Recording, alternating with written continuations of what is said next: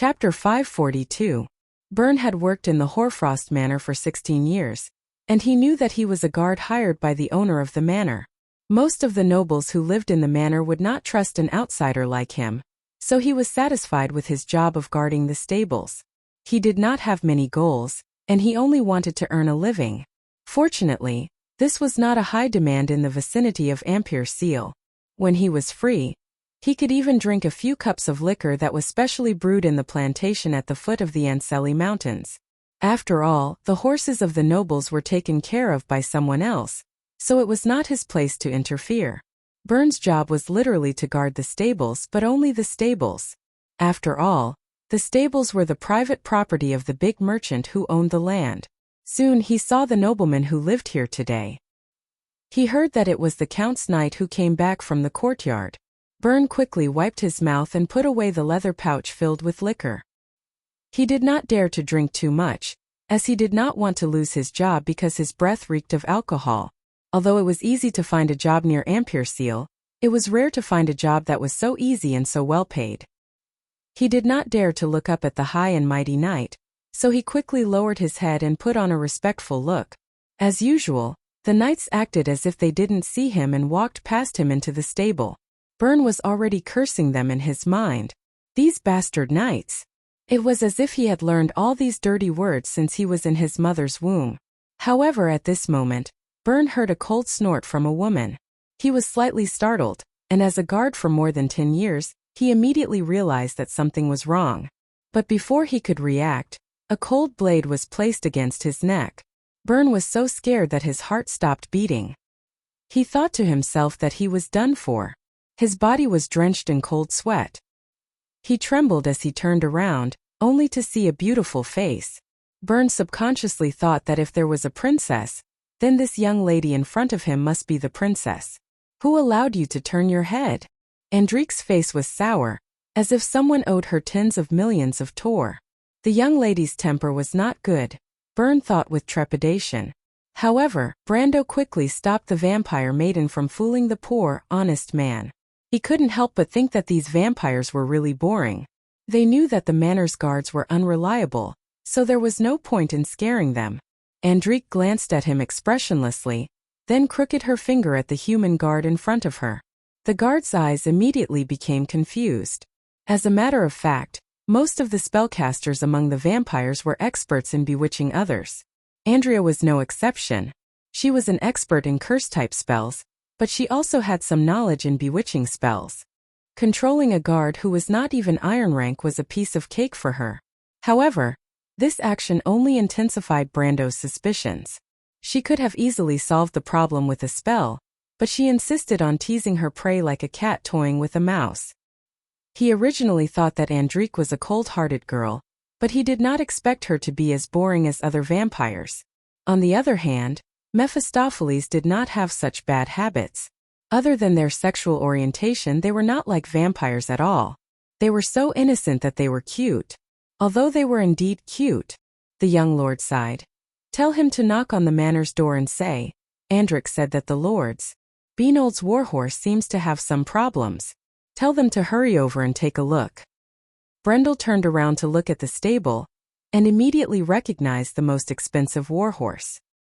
He cursed in his heart for being a tycoon, but at the same time, he ordered Andrea without any change in his expression. The Beanold warhorse was produced in the Surin Plateau between Cruz and Grecius. It was thousands of miles away from Erewhon. A pure Beanold warhorse was worth tens of thousands of gold coins in the 10-city alliance, which was the closest to the Night Kingdom of Grecius, let alone in Erewhon. However, it was common practice for nobles to love horses. Brando was not too surprised to see the most expensive Beanold warhorse in the noble's stable. The Andrique he mentioned was one of the patrolling guards. He should have been tied up and thrown into the forest outside. Andrique snorted softly and lowered her head arrogantly. Did you hear that? Byrne was charmed by her and did not dare to resist. He nodded stiffly. Seeing this, Brando could not help but feel a little curious. Will he be seen through with his blank expression? In fact, the spells used to confuse the mind in the Amber Sword were all dark witchcraft. Even for the young lord who had seen many things, this was the first time he had seen such spells in detail. Humph, He's only acting this way because he's in awe of the master. Of course he'll act normal in front of others. Andrique gave him a "you're just a country bumpkin" attitude. Brando was always curious about the unknown things in the Amber Sword, just like a player like himself. Therefore, he did not mind Andrique's attitude. He thought for a moment and said, "Wouldn't that be too scary? Wouldn't it be impossible to tell?" "It's not that simple. This kind of trick is useless in front of wizards. A low-level apprentice can see through it. However, an apprentice needs to cast a spell to be able to tell if it's real or fake. A slightly higher-level wizard can see through it at a glance. Also, those who are familiar with him can also see some clues. After all, he's being manipulated by magic. His movements are always a little unnatural." The vampire girl's answer was very detailed. Besides, this is just a little trick.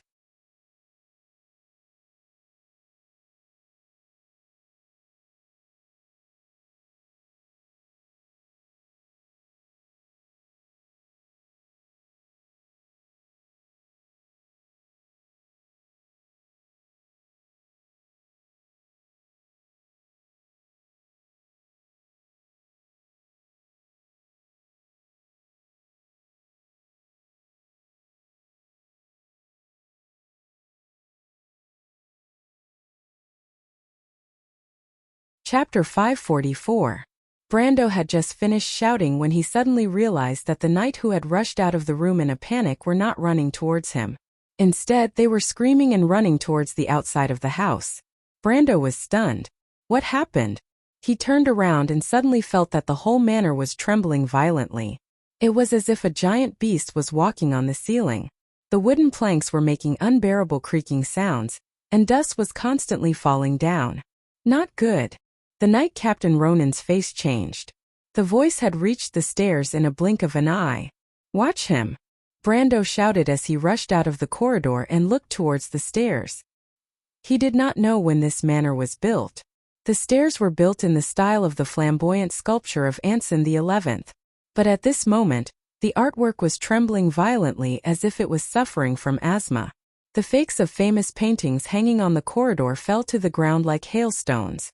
Brando did not have time to mourn for these expensive fakes. Suddenly, a dazzling light rolled up from the stairs. Golden flames spewed out and instantly turned the paintings on the ground into ashes. The temperature in the corridor suddenly rose. The flames flooded the corridor like a waterfall from the second floor. Several knights who did not have time to escape were engulfed in the sea of flames. They only had time to let out a scream, which was dragged out from their throats and then turned into a mournful wail under the night sky. For a moment, the whole corridor was illuminated in golden red. The flames reflected on Brando's face, but the flames that extended forward bypassed him as if they were afraid of him, forming an oval hole. Magic flames! Brando stood in the middle of the hole, and immediately recognized the essence of the flames. But there was only one thing that could create such a waterfall of flames. Brando squinted his eyes without changing his expression, and gently pressed his right hand on the hilt of his sword. Then with a loud bang, a violent monster rushed out of the flames. This monster had a huge bullfrog head with long horns on its head. Its skin was as red as blood, and its muscles were bulging. Its arms supported its body on the ground, and its small hind legs were filled with the explosive power of a frog. But the most eye-catching thing about this monster was the raging flames on its back and arms. Its eyes were spitting fire, and smoke with the pungent smell of sulfur was constantly coming out from its bloody mouth. This was a lord of the abyss, also from the scorching hell. It was an evil creature from the Sulphur River. However, compared to the low-tier demons that the Black Flame Sect's disciples controlled, this lord of the abyss was considered a real big guy. It had high intelligence and its strength was equivalent to the peak of gold tier. Why would such a thing appear in the core area ruled by the Holy Cathedral? Brando was extremely puzzled. But just when he noticed the demon, the monster also noticed him. It immediately let out a deafening roar and raised its flaming claws to grab Brando. The monster's flaming claws were almost the size of a round table. Brando did not dare to be careless. He quickly stepped back and dodged, and the monster's claws hit the ground with a bang. A circle of flames spread out from the monster's palm. The wooden floor on the first floor of the manor was instantly charred with red sparks. The Abyssal Lord missed its attack, so it pushed off the ground with its claws and then pounced on Brando. The Abyssal Lord from the sulfuric river was covered in flames. Its body was about 4 times the size of Brando. Its body almost filled the entire corridor. As it moved forward, the flames on both sides of its body gradually pressed against the wooden walls on both sides of the corridor. The wooden planks let out a terrifying cry and were then swallowed by the flames. It was as if they were being sucked into the world of flames behind the Abyssal Lord. Behind Brando was Luo Ning's room. If he took another step back, Falerne and the Nightsong Tiger would definitely not be able to protect themselves. Helpless, Brando could only raise his sword with both hands and take a step forward. The sword in his hand was swung towards the monster's chest in a circle. In terms of absolute strength, Brando was slightly inferior to the Abyssal Lord. But with the amplification of the power crystal, if his sword were to hit the monster, it would be enough to cause it to suffer. The chest was the Abyssal Lord's weak spot. The monster's intelligence was extremely high. When Brando swung his sword, it immediately stretched out its long claws and grabbed Brando's sword. Its movements were astonishingly fast. Brando did not even have time to retract his sword.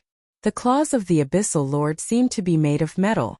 The steel sword that Brando used to conceal his identity actually let out a teeth-numbing screech when it cut through the Abyssal Lord's claws. For a moment, sparks flew everywhere. Brando's attack was stopped. He could only feel his hands going numb.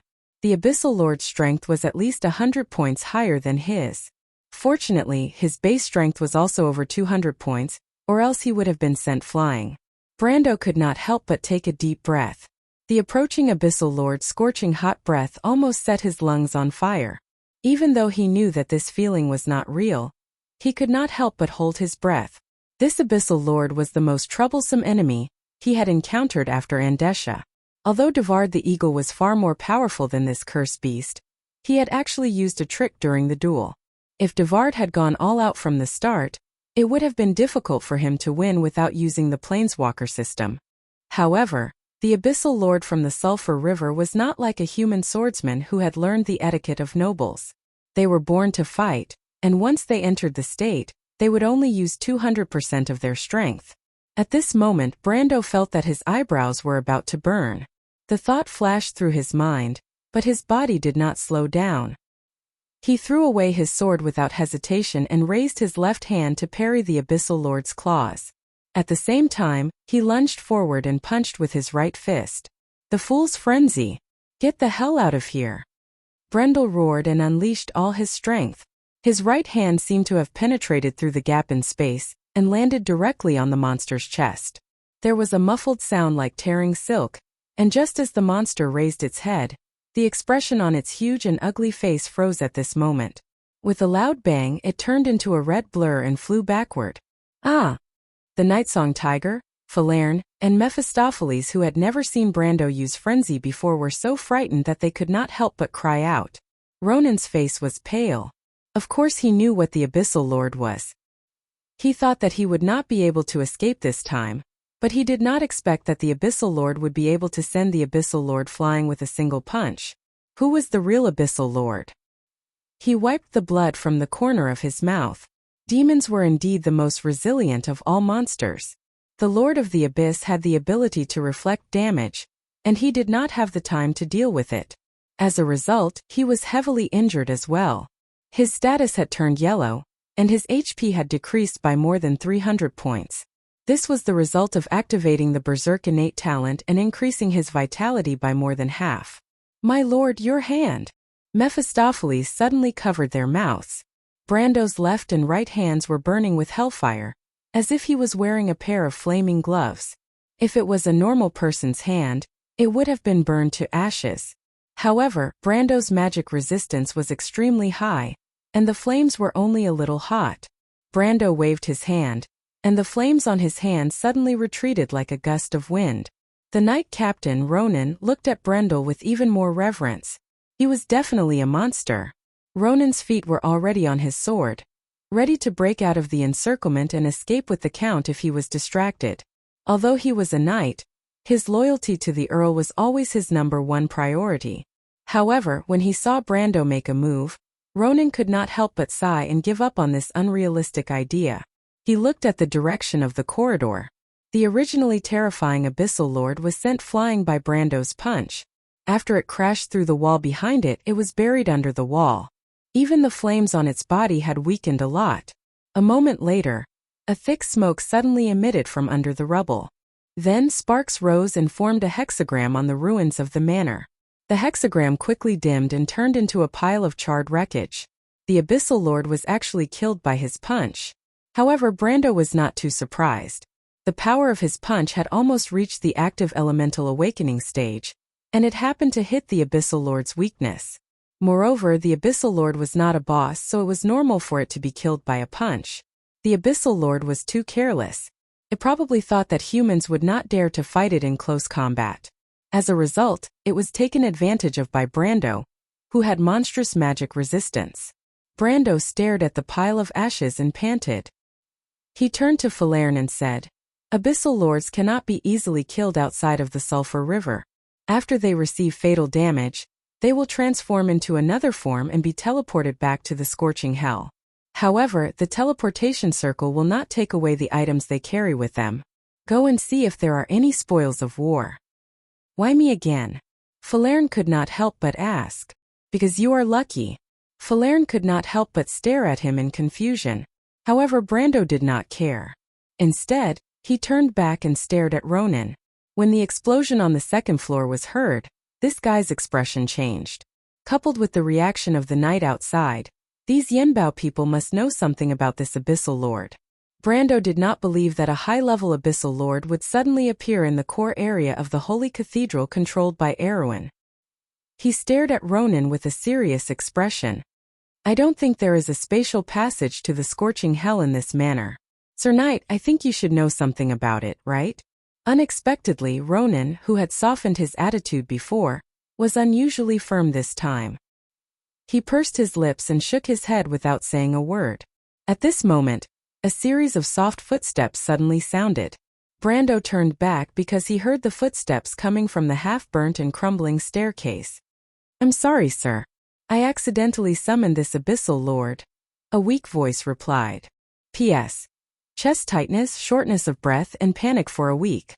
The examination said that it was a respiratory infection, myocardial ischemia, and there was no improvement even after 2 days of fluid transfusion. Thinking that it was the first day of May, I still wrote a chapter. It's so uncomfortable. If you like this work, you are welcome to come to Chidian. Come to vote for me. Your support is my biggest motivation."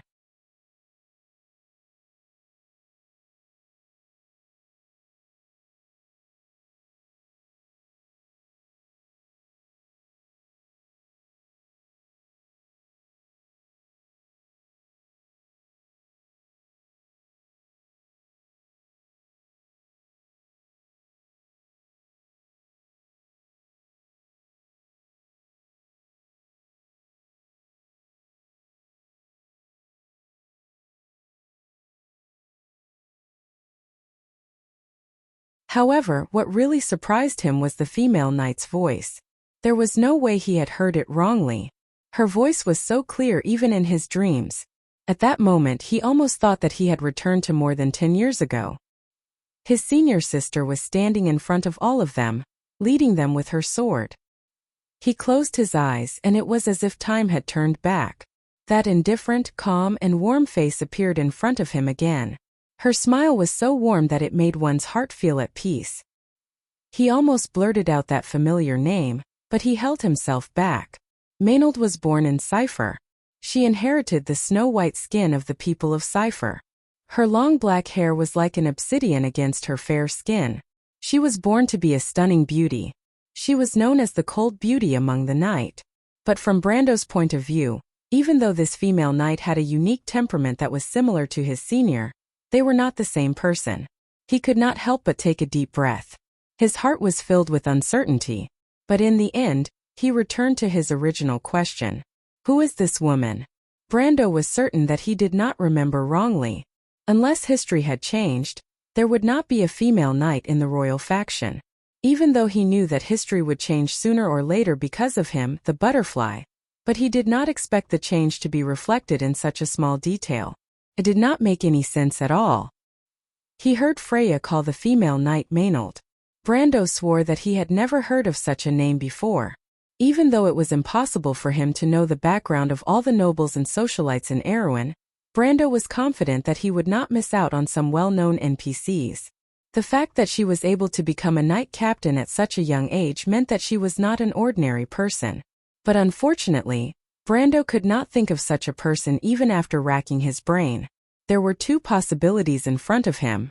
The first possibility was that Maynard was just an alias, and there might be a famous person behind this name that he knew. However, Brando could not connect the female knight in front of him with the famous people in his memory. This woman seemed to have appeared out of thin air. Then there was the second possibility. History might really have changed because of his arrival, and this change might not only affect Aween's history after his arrival, but even the history before his arrival might have changed as well. This change was completely unpredictable. In other words, if this possibility existed, Brando would not have been surprised when he found out that the princess was actually a cute boy. Brando frowned deeply as he stared at Maynard, who had suddenly appeared. At this time, the female knight had already turned her head sideways to listen to Freya's words. She raised her head, and as if she had noticed Brando's gaze, she looked in his direction. The female knight had a pair of deep black eyes, and her eyelids reflected a faint silver glow. Her gaze met Brando's, and both of them were slightly startled. Brando was not sure if the female knight had noticed him, because Maynard quickly turned her head away as if nothing had happened. She did not even intend to dismount from her horse. She simply greeted Dilfrey on the horse. The Yenbao family had never had any contact with Erewhon's circle of nobles, so it seemed that the royal faction did not have any plans to attack this ancient family. Maynard's etiquette was meticulous, but that was all. Brando saw her looking at Dilfrey strangely twice in a row, but in the end, she did not say anything and quickly left with the knight. What did she notice? Brando stared in that direction and thought. When the female knight walked to the gate of the manor, she turned her head back for the first time. Her glance from afar was immediately caught by Brando. This confirmed his previous feeling. Both of them seemed to feel that something was wrong with each other. At this time, Brando had already thrown away his previous messy thoughts. He suddenly felt a little worried. Did this woman see through their identities? Obviously, she did not listen to Dilfrey's words earlier. This is a difficult character to deal with. He let out a sigh of relief, but he still thought that no matter what, she would not be able to guess his identity. Disguising himself as an envoy of a noble to participate in a meeting that would decide the future of the kingdom. Perhaps no one in this world would think of such a bold thing except for him. But similar to Brando's guess, when Maynard turned around in the thick twilight outside the gate of the manor, the only thing that puzzled her was Brando's strange look. Her strength was not prominent in the knight regiment. She was famous for her swordsmanship. Most people only knew that she was a close friend of the princess and the #1 swordsman among the princess's left and right attendants. However, Maynard had already reached the early stage of gold. Naturally, she felt Brando's gaze. She lowered her head. Freya, who was beside her, immediately noticed the confusion in her heart. She could not help but ask, "What's wrong, Knight Commander? You also noticed those two suspicious fellows?" It seemed that the young girl had been holding a grudge against Brando and the Shire. Especially after leaving the manor, she felt that the two people were more and more familiar, but she could not think of Brando at the moment. Come to think of it, how could Brando appear here? Freya subconsciously came to this conclusion. Maynard looked at the young girl who was recently selected as a reserve knight. She was puzzled and asked, "Two?" "Yes, two. Senior, weren't you looking over there just now?" Freya asked. "I always felt that they were familiar. I was wondering if they were fugitives on the wanted list. Unfortunately, I can't remember at the moment. Look at their sneaky appearance. When I was still in Butchie, I often saw these guys crossing the border." She was talking about the fugitives and fugitives. Madara was a paradise for these people. Yes.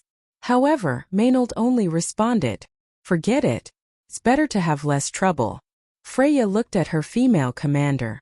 She obviously did not want to talk about it anymore. She could only sigh and keep quiet. Author's note. Sigh, after 2 sad weeks, I can finally get back to work. I went out to rest for 2 weeks. After 2 long trips, my body has somewhat recovered, but it doesn't seem to be completely recovered. Another thing is that I have finalized the release of the traditional version of the book with the Taiwanese side. It is said to be in July. In short, you don't have to worry about the book being out of print. Well, you can expect the problem of rushing the manuscript. Finally, today is May 14th. There are still 8 hours before the gates of hell open again after 10 years. Of course, I have to go to the hospital first tomorrow before I can come back to fight with Big Pineapple. Comrades, I hope the doctor will not ask for leave tomorrow. If you like this work, you are welcome to come to Chidian. Come to vote for me. Your support is my biggest motivation. Chapter 547. The sound of the Royal Knight's horses' hooves gradually faded away in the night, and the manor finally returned to its peaceful state. Brando saw the young earl frowning slightly as he looked in that direction. The young man turned back and looked at him. The bright moonlight shone on his soft and beautiful face with a thoughtful look. Dilfrey asked pointedly, "You seem to know them?" Brando did not intend to be frank about his identity. He lifted the hood that previously covered his face and smiled mysteriously at the young man. "Humph," Dilfrey snorted softly. He glanced at the messy house that only had the structure left. "Anyway, thank you for your help. The Lord of Yenbao will never go back on his word. But Martha will be watching everyone on the ground from the sky. I hope you gentlemen will remember your promise." "I will not implicate you, please rest assured," Brando assured the young man. Dilfrey looked at them suspiciously. "Who are you going to deal with?" Brando smiled but did not answer. "You make me feel uneasy, sir." Dilfrey bit his lips and said angrily, "Then we will separate after entering the venue. But the Holy Cathedral will eventually find out that you entered with us." This was a problem. Brando thought that the Earl was really meticulous. He looked back at the Shire and the Shire also shrugged. Everyone knew that the Holy Cathedral was not a manor located in the countryside. No illusion could fool the eyes of the monks, unless Martha came personally. Brando was silent for a moment and replied, "Well, if it comes to that, you can say that you were coerced by us." Dilfrey was slightly startled. He looked at them curiously, almost unable to believe that this was something that a group of vicious infiltrators would say. "Kidnapping a noble, aren't you afraid of getting into trouble?" "If I was afraid, I wouldn't have come." Brando smiled slightly.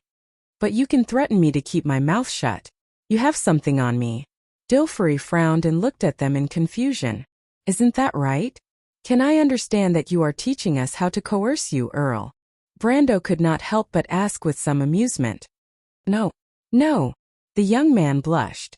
"It's just that you don't understand?" Brando smiled. In fact, he did not think that there was anything to hide in his actions. He just did not want to complicate things. If the Holy Cathedral insisted on investigating, then let it. He dared to come to Ampere Seal to cause trouble. In fact, he had already prepared for the worst. The worst result was nothing more than going against the Holy Cathedral of Fire. It was not like Erwin had not done this before. The late King Eric had fought many battles with the Holy Cathedral of Fire. The legendary king had the Wind Elves as backup, and so did he. Brando believed that Orthless would not leave him in the lurch. Besides, the Holy Cathedral of Wind would probably be happy to light a fire in the backyard of the Holy Cathedral of Fire. Thinking of this, Brando could not help but smile contemptuously. Whether it was Erwin of the Holy Cathedral of Fire or Erwin of the Holy Cathedral of Wind, Erwin was Erwin. He had made up his mind and there was no need to change it. He waved his hand. "It doesn't matter whether it is or not, it's settled. I just happen to not have the habit of taking advantage of others." "If that's the case." Dilfrey looked at Brendel's group with a complicated expression. She thought to herself, are they crazy? Don't they know how serious of a crime it is to kidnap a noble in the territory controlled by the Holy Cathedral? He grew up in a noble family and received the best etiquette education.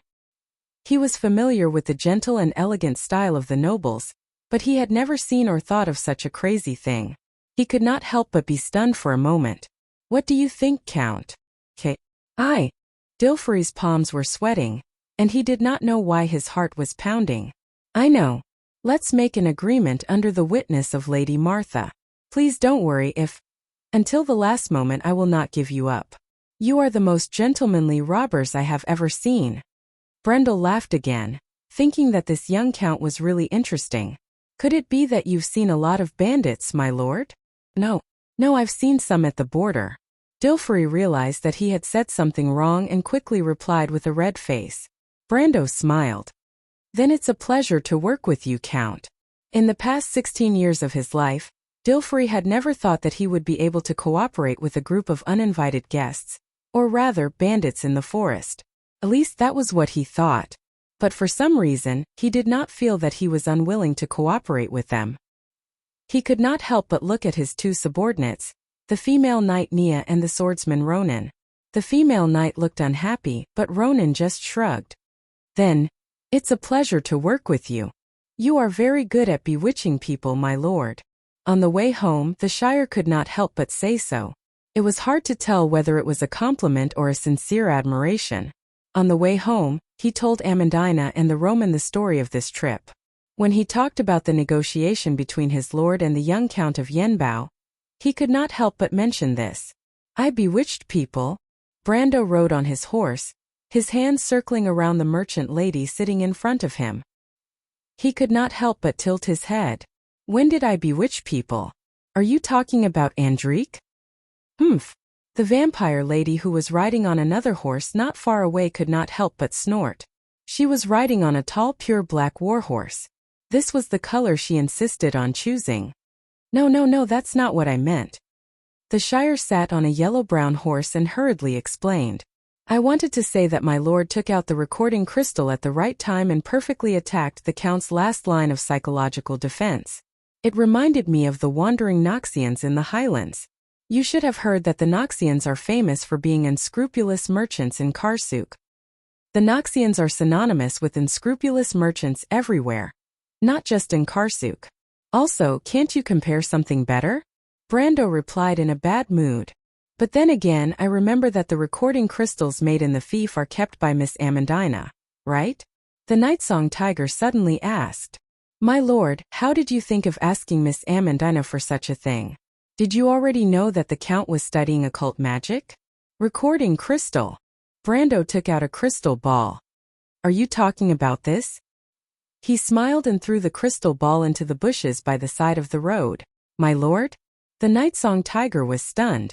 At this time, the little Roman girl sitting in front of Brando could not help but giggle. She leaned back slightly and leaned her head against Brando's chest. That's not a recording crystal. It's a crystal ball that I bought last night. Damn it, that evil merchant actually used a crystal ball to swindle me. He has no professionalism at all. Brendel's eyes narrowed as he leaned on Brendel's chest. That's not a recording crystal. It's a crystal ball I bought last night. Ah. The Nightsong Tiger was stunned. No, the Shire shook his head. As an unscrupulous merchant, that guy is still very professional. That's true. The Roman immediately agreed. But I didn't expect the Yenbao family to fall to such a state. The Shire shrugged and became serious. They can't even find a decent successor. If there's an old man who can hold the fort, he wouldn't let such a naive little princess come to Ampere Seal alone, right? Little princess? Amandina did not understand. It's the Countess. Brando shook his head. His willpower was too high, and simple illusions could not affect his mind at all. He and the Shire actually saw through Dilfrey's disguise at a glance. Perhaps only the young Countess did not know. But as the Shire said, if the Yenbao family sent such a young lady to Ampere Seal to participate in the meeting between the nobles, they must have met with some trouble. It was not difficult to come to this conclusion when he linked it to Dilfrey's series of actions. But now was not the time to be nosy. No matter who the other party was, as long as they could bring them into the meeting of the nobles, it was fine. Thinking of this, he turned to Falerne and asked, Where did you find the demon's relics? What did you find? Falerne glanced at him, then took out a huge yellow metal armband. It was as thick as a thumb, engraved with strange flame-like patterns. Anyone who could recognize these patterns would be able to tell at a glance that it was actually a type of Hell's language. It recorded the full text of the Devil's contract that was engraved on the sulfur slate of the 11th layer of the Scorching Hell. The Devil's armband. As soon as Brando saw the yellow metal armband, he could not help but curse in his heart. The Devil's armband was said to be an item used by high-level demons to control lower demons in Hell. This rumor was passed down by the Bunasan witches, although no one had ever verified its authenticity. However, with this golden armband as a medium, players who were good at necromancy could indeed sign a contract with certain beings in the lower world. This was a very rare item in the game and it was extremely valuable. But the key was that this item was a hot potato in the Amber Sword. There were no auction sites here, and even if it was placed in the underground black market, who would dare to buy such an item openly? Although Brando knew in his heart that this item was valuable, he could not think of a better way to sell this item. He could not possibly do business with the cultists, right? Brando felt that he was not that crazy yet. He held the item and looked at it several times. It was not that he could not use the devil's armband, as long as he changed his profession to a summoner. But there was another problem here. The demons summoned by the devil's armband were not servants in the usual sense, but the owner of the armband. Although Brando knew that many devil lords in the scorching hell would use this devil's armband, from the lowest level devil lord to the top 12 devil lords, no one knew what the hell this item would summon. If it summoned existences like the Lord of Greed, the Trickster, or the Witch Lord, it would probably be possible to make a deal. But if it summoned the King of Purgatory, a Kentu, or the Lord of Broken Sword, the most terrifying existence in the scorching hell, the summoner himself would definitely be reduced to ashes, and it would even immediately cause a war between Purgatory and the mortal world. Brando remembered that there were players who had created this kind of plane in the past, which resulted in a huge storyline chain. He looked at the item in his hand for a long time, and it was not easy to suppress the curiosity in his heart. Curiosity killed the cat. Brando was very clear about this point.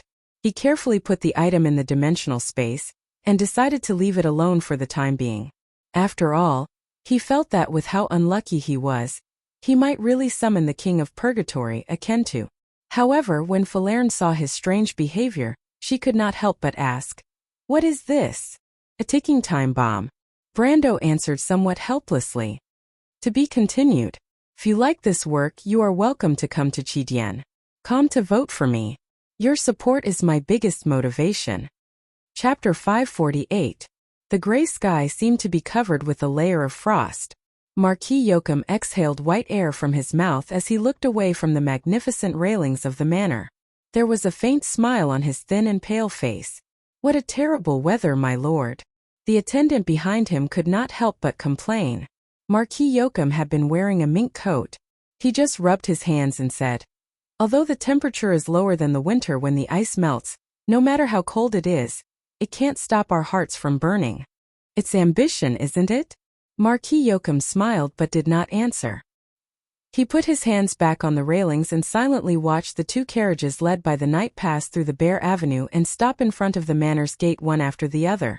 At this time, there were many well-dressed nobles gathered in the hall. Although most of these people were famous local merchants and gentry, the meeting had almost nothing to do with them. In this game that decided the fate of the kingdom, as insignificant people, they only had the right to applaud. However, the carriage brought the real important people. When the carriage slowly stopped, the whole hall became quiet. The loud chatter turned into whispers. The guests in the hall could clearly see the coat of arms on the black carriages through the tall arched windows. There was a crescent moon, a crisscross scepter, a crown, and a unique winged serpent seal. The identity of the carriage's owner was obvious. The last bloodline of the House of Covardo, the Princess of Erewhon and her brother. However, compared to the declining royal family, the other carriage only had a simple seal of a ferocious eagle. The coat of arms was like a dark cloud that pressed down on people's hearts. If there was one of the 6 Dukes of Erewhon who was powerful, the answer would be a wreck. The knight first opened the door for the princess. Griffine's light purple dress was like a sudden rolling cloud. She slowly walked out of the carriage. She slightly raised her head. Her light silver eyes were like autumn water, faintly shining with a clear and restrained brilliance. Soft silver hair hung over her slender shoulders, and a layer of fur shawl was draped over her shoulders, but it set off the half-elf girl's fragility. But now this fragility supported a kind of innate unyielding and pride. Everyone present subconsciously held their breath.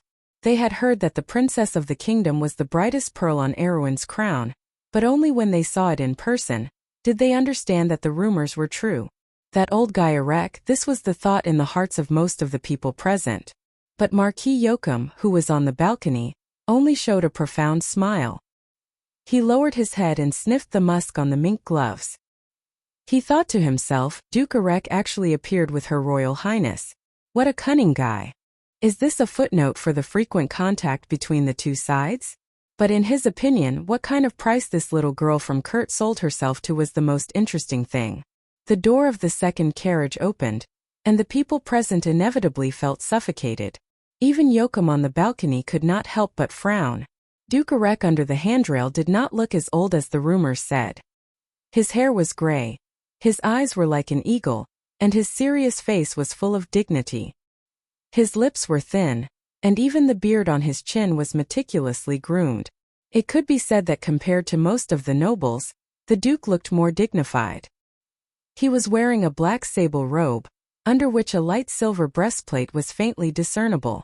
However, no one would think that this Grand Duke was a coward. The Highlanders valued martial arts, and Grand Duke Erek had also been on the battlefield all his life. He attended every occasion in a military uniform, which had long been a scene in the noble circle of Erewhon. Joachim did not even need to look to know that there must be a heavy sword under the belt under the robe. This sword was not used by most nobles for decoration. In his life, Erek had cut down no less than double digits of enemies with it. As for the flowers in the greenhouse, they would probably vomit when they saw the corpses. But Joachim was somewhat jealous. Ordinary people were not allowed to carry weapons when they entered the venue, but Duke Erek was obviously not in the category of ordinary people. This was a privilege that only the Duke could enjoy. Although his identity was special, compared to many of the important people presiding over this meeting, he was only a little better than the people in the hall below. Duke Erek slowly walked out of the carriage with a silver cane in his hand. His pair of eagle eyes looked around, and when he saw the princess, his serious expression eased slightly. He brushed his robe with his hand and walked over with a smile. Very gracefully, he extended his right hand to Princess Grafine. Today, you are the most beautiful princess in all of Wond. Grafine's expression was as usual. She raised her hand to let the powerful Duke support her. Thank you. It is my honor to have a wife like you. According to the agreement, when Haruz ascends to the throne, I will naturally become your wife, your grace. The half-elf girl replied faintly. Duke Erek smiled and did not say anything.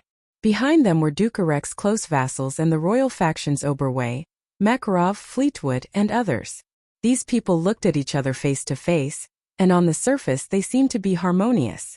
However, this kind of harmony expressed a fixed meaning within the rules of the aristocratic game. When it fell into the eyes of those who were interested, it naturally had a different meaning. Of course, for most of the mediocre people, among the group of people, Devard, who still had a bandage on his hand, was the most eye-catching one. This most outstanding swordsman of the Highlands was lucky enough to save his right hand in the previous duel, but the wound on his arm was not something that could be healed in a short time. The guests in the hall could not help but whisper when they saw this person who was in the news a while ago. The news of Devard's duel in the Anderla Cathedral had already spread throughout Ampere-Seal. As for the two parties involved in the duel, it was naturally the center of the discussion. It was a pity that this special honor did not bring glory but shame. Devard's face was ashen. This proud eagle of the Highlands could not be proud now. Marquis Joachim was also one of the people who witnessed the duel. He stood on the balcony with a smile and greeted Duke Erek, thanking the Duke for lending him his guard that day and apologizing for his recklessness. However, when he saw Devard and the others enter the hall, he could not help but think of what happened that day. Who is that young man? The Holy Cathedral was tight-lipped. It seemed that other than the Archbishop, no one knew the origin of the other party. It seemed that he came out of nowhere. But came out of nowhere? Is that possible? He thought that he had already known the various families of Erewhon, but now it seemed that the pool of water in the kingdom was still very deep. Marquis Joachim rubbed his eyebrows. Wood was from the Cruz Empire. He had long known that the Cruz Empire had bought many secret forces in the kingdom, but as for the purpose of making a move at this time, it was hard to say. Or was it Wood's chess piece? It doesn't matter anyway, the one who has a headache is not me, Marquis Joachim thought. Suddenly, a figure flashed in his mind. At this moment, the big shots representing the various forces of Erewhon had arrived one after another. Luxurious carriages stopped one after another in the forest outside the manor. First was Duke Cypher's carriage. As the Queen's brother and the uncle of the future king, Duke Cypher would naturally side with the North group. Following closely behind was Marquis Balta. Marquis Balta came from the Sword Castle. This family had long controlled the White Lion Legion for the Covardo royal family. The enemy of the White Lion Legion was the Cruz Empire, but it was hard to say who the enemy of the Sword Castle family was. Marquis Joachim was surprised, but the next carriage startled him slightly. This dark carriage was like a ghost that slid into the forest. The emblem on the carriage was so unfamiliar. On the crimson background was a broken sword that seemed to remind the world of its unique pride. Marquis Joachim hesitated for a few seconds before he reacted. The Yenbao family, a lonely soul that drifted away from the noble circle of Erewhon, had actually come to Ampere Seal. A hint of surprise flashed in his eyes. Not only the Marquis, but the entire hall of the manor quieted down, just like when Erek and Her Royal Highness had arrived together. Perhaps not many people knew what the Yenbao family meant to Erewhon, but in terms of the degree of mystery, this family might be ranked in the top 3 in this ancient kingdom. The last time Count Yenbao met the king of Erewhon was 30 years ago. There seemed to be some kind of tacit agreement between the kingdom and this ancient family, which allowed the king of this land to ignore one of his subordinates. Even Brando did not know the reason for this, because this secret was also lost in another period of history with the fall of Erewhon. But this did not prevent him from sitting in this mysterious carriage with a clear conscience. In contrast, the count or countess, who was sitting opposite Brando, was slightly nervous.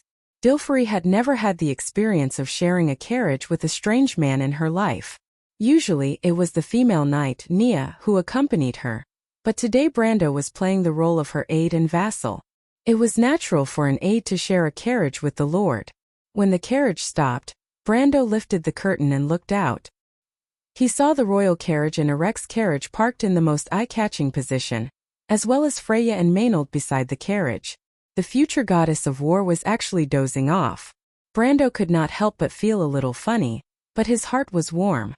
Everything familiar with the past was still there, and Erewhon had not completely slipped into the abyss of destruction.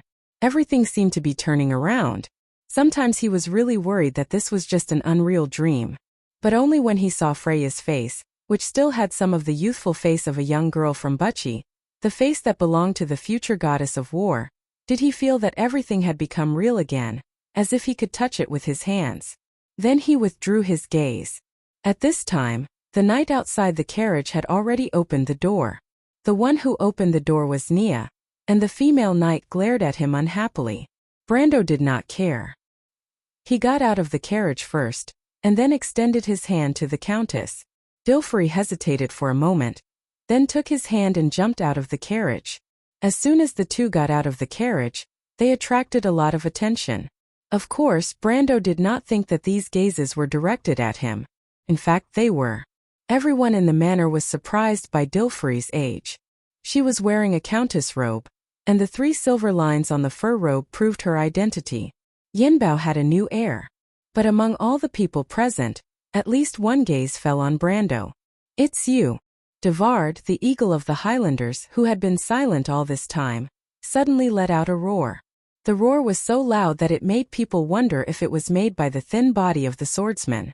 The roar penetrated the hall of the manor, and even the floor shook as if it reflected the anger of the owner of the voice. Everyone was startled. Dilfrey was no exception. She had already thought that Brando and the others were here to cause trouble, but she did not expect that trouble would come knocking on her door as soon as she got out of the carriage. This was not what they had agreed on. The countess could not help but frown and look at Brando with a questioning look. The focus of her gaze had now shifted from the countess to Brando, but Brando only felt a little embarrassed. He could not help but raise his eyebrows. He did not expect that this guy would come with him even though he was injured. Note 1. Kurt is the hometown of Grafine in the province of Corcova. P.S. Miss, I was wrong again. 55555. We had originally agreed on 2 chapters, but the editor of Chidian had something to do with me today, so I filled in some forms and delayed it. Leave it for tomorrow. I will hurry up when I come back tonight. If you like this work, you are welcome to come to Chidian. Come to vote for me. Your support is my biggest motivation. Chapter 549. Brando raised his head and showed the most charming smile to the people present. Even the harshest etiquette officer could not find any fault with this aristocratic smile. In terms of hypocrisy, he could be said to be the model of all the nobles in Erewhon. This was his only response to Devard. He was not afraid that Devard or Erec would find trouble with him here. He had defeated Devard in a fair duel.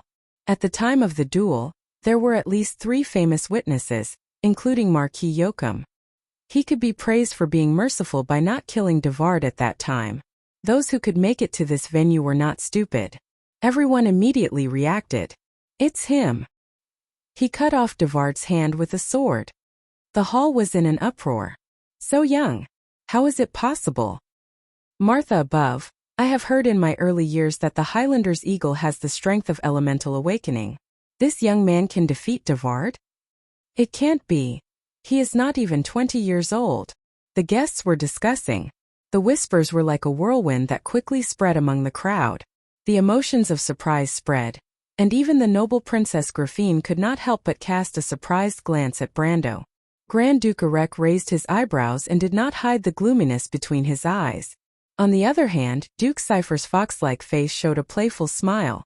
Devard's face was as gloomy as a lead sheet.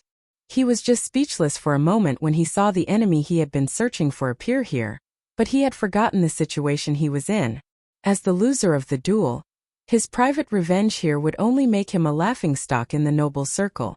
The key was that Grand Duke Erec absolutely would not allow him to lose face.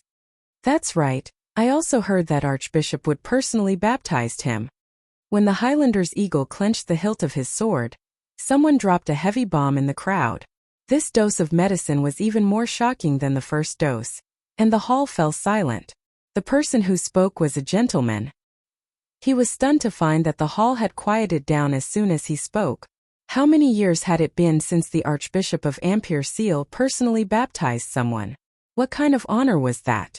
The last baptized person was no longer alive, but there was still this person's son in the hall. The eldest son of the Count of Grey Mountain could not help but take a step forward. The last time the Archbishop made an exception, it was the Holy Cathedral of Fire that compromised with the king. What was the reason this time? Baptism. Could it be that he is already a knight of the temple? After a long while, someone shouted in disbelief. Brendel was slightly taken aback. Even in his dreams, he did not expect these nosy guests to guess in this direction. The Holy Sanctum had 2 honorary titles. The title of Knight of the Holy Sanctum was only given to those who had contributed to the Holy Sanctum and had reached the elemental realm. However, Brando was a Knight of the Templar. Although there was only a difference of 1 word between the Templar and the Templar, the difference in strength was huge. That's right. Without the strength of a Temple Knight, how could he defeat Devard? Exactly. Almost everyone agreed with this outrageous guess. The development of the matter was like a wild horse that had escaped from its reins. Even the Countess looked at him with some surprise, and there was even some disbelief in her eyes. You are the mysterious swordsman who defeated Devard in 1 move? Wait, what's with this defeated Devard in 1 move? Where did such a ridiculous rumor come from? Brando obviously underestimated the power of rumors. In fact, from the day the rumor came out, it became him nailing Devard to the wall of Anderla with 1 sword and punching a hole in this historical monument. The world loved bizarre stories, but he did not expect to become the main character of the story. He quickly gave Dilfrey a look, in case the young lady screwed up her act. Now everyone's eyes were focused on the 2 of them. Everyone present was smart, especially the few priests of the Holy Sanctum. As long as there was a slight difference, they might be able to see through it. However, Dilfrey was also caught off guard by Brando's identity. She could not help but ask softly, "What do we do now?" "Of course we just walk in like this. Don't worry, just treat me as your retainer and aide." Brando grinned. "I can't afford to have such a powerful retainer like you." The Countess rolled her eyes at him. Brando suddenly wailed in his heart. "Young lady, you are now playing the role of a man. Can't you have some self-discipline as an actor?" However, he kept his mouth shut and only smiled helplessly. The 2 of them slowly walked into the hall, attracting almost everyone's attention. The attendants followed behind them. Naya and Ronan were among them, as well as the Shire in disguise. The three of them were gold rankers and could not hide from the eyes of most of the masters present. The powerful strength of the Yanbao family immediately caused a round of discussion. However, the focus of the discussion this time was whether it was a blessing or a curse for this mysterious and powerful family to return to Erwin's circle of nobles. I didn't expect them to be from the Yanbao family. Marquis Yoakum watched Brando and Dilfri's figures disappear under the railing with a thoughtful look. No wonder he could not find out their origin. He suddenly connected the dots in his heart. The Yanbao family was outside the influence of Erwin's nobles. It was a secret to most people, but as a member of Erwin's royal family, he had heard some rumors about this mysterious family. Back then, Erwin and Cruz were at odds with each other. Under the leadership of King Eric, they fought for decades. The Holy Cathedral of Wind and the Holy Cathedral of Fire were involved one after another, and then it turned into a great war. The result of the war was unexpected, but it was also remembered by Erwin's people for generations. Erwin existed because of the compromise between the two holy cathedrals. The Holy Cathedral sealed the secret, and then Yanbao became a buffer zone between the Empire and Erwin. The successor of Yanbao was never Erwin's, nor was it Cruz's. This neutral person was only favored and conferred by the two holy cathedrals. Even Marquis Yoakum did not know the reason for this, but it did not prevent him from guessing. The Holy Cathedral did make a move. Marquis Yoakum instantly connected the conferment of Brando with the whole thing and came to a wrong inference. However, he did not realize that he had walked into a dead end. Instead, he thought that he had grasped the context of the whole thing. The Marquis thought of another person and could not help but show a smug smile. He knocked on the railing and said to his attendants, "Let's go down and meet this count." "My lord?" I heard his men call him lord that day. If I'm not wrong, he must be the real successor of the Egret family. Marquis Yoakum smiled. He must not have thought that I would be here. I really want to see his expression when he sees me. Although Marquis Yoakum had always been known for being unruly in the noble circle, his men still felt a little confused at the moment. Their master actually just wanted to see the other party's expression, and rashly offended a mysterious and powerful family. Moreover, he knew that the other party might be the mysterious lord. What kind of spirit was this? However, to Marquis Yoakum's disappointment, Brando did not show any surprise when he saw him. It was as if he had expected. In fact, he already knew that he was here. Brando faced his outstretched hand and said an old saying of the 9 Phoenix people: "No discord, no concord, Marquis Yoakum." Fortunately, although Marquis Yoakum was unruly, he was still the successor of the Covardo family and had always been knowledgeable. He was stunned for a moment before he understood the meaning of this sentence, and then he smiled. "The Count is really a wonderful person." Brando corrected him with a serious face. "No, you're mistaken. This is my lord." He led Dilfri to the front, and the Countess blushed a little because Brando pulled her hand. She secretly clenched her teeth, thinking that she had to teach this self-righteous guy a lesson.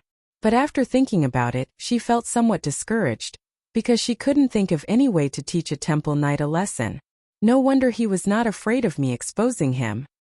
He is in cahoots with the Holy Cathedral. Dilfri was glad that she did not act rashly. Marquis Yoakum did not expect Brando to play it down and not admit it at all. In fact, Brando could not admit it because he had no relationship with the Yanbao family. However, Marquis Yoakum did not think so. He looked at the Countess, whose face kept changing, and his heart further confirmed his guess. But even so, he still smiled and said, "It's an honor to meet you, Count." He was very different from when he was in the Holy Cathedral. It was a pity that the Countess was thinking about her own things and did not even know how to answer. After Marquis Yoakum, the nobles came up one by one to meet the mysterious and ancient heir of the family. Of course, most of them just greeted him casually. However, to Brando's surprise, even Duke Arek and Duke Cypher came up to greet him. He could not help but think that this mysterious family was really charming. Martha above, these 2 Grand Dukes almost represented the pinnacle of power in Erewhon. It was reasonable to say that they could ignore a special count and maintain their nobility. But what really made Brando's heart beat faster was that he saw the royal faction coming over. But that was not the point. The point was that the ministers of the royal faction were surrounding the jewel of the kingdom's crown, Princess Griffine. Damn it! Brando's heart suddenly beat faster. Her Royal Highness used to be the spiritual pillar of all Erewhon players. This kind of worship and fanaticism even exceeded the reverence for the Valkyrie.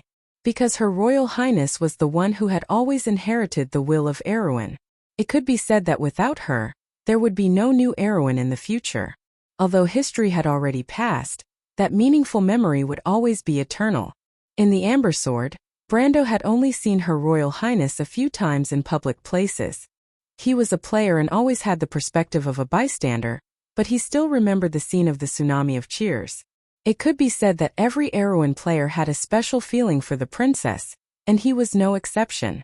Brando's trip was to meet the princess, but he did not expect it to come so soon. I'm not ready yet. Brando could not help but want to wipe the sweat off his forehead, if there was any. Princess Griffine was approaching. The hall of the manor had never been as quiet as it was now.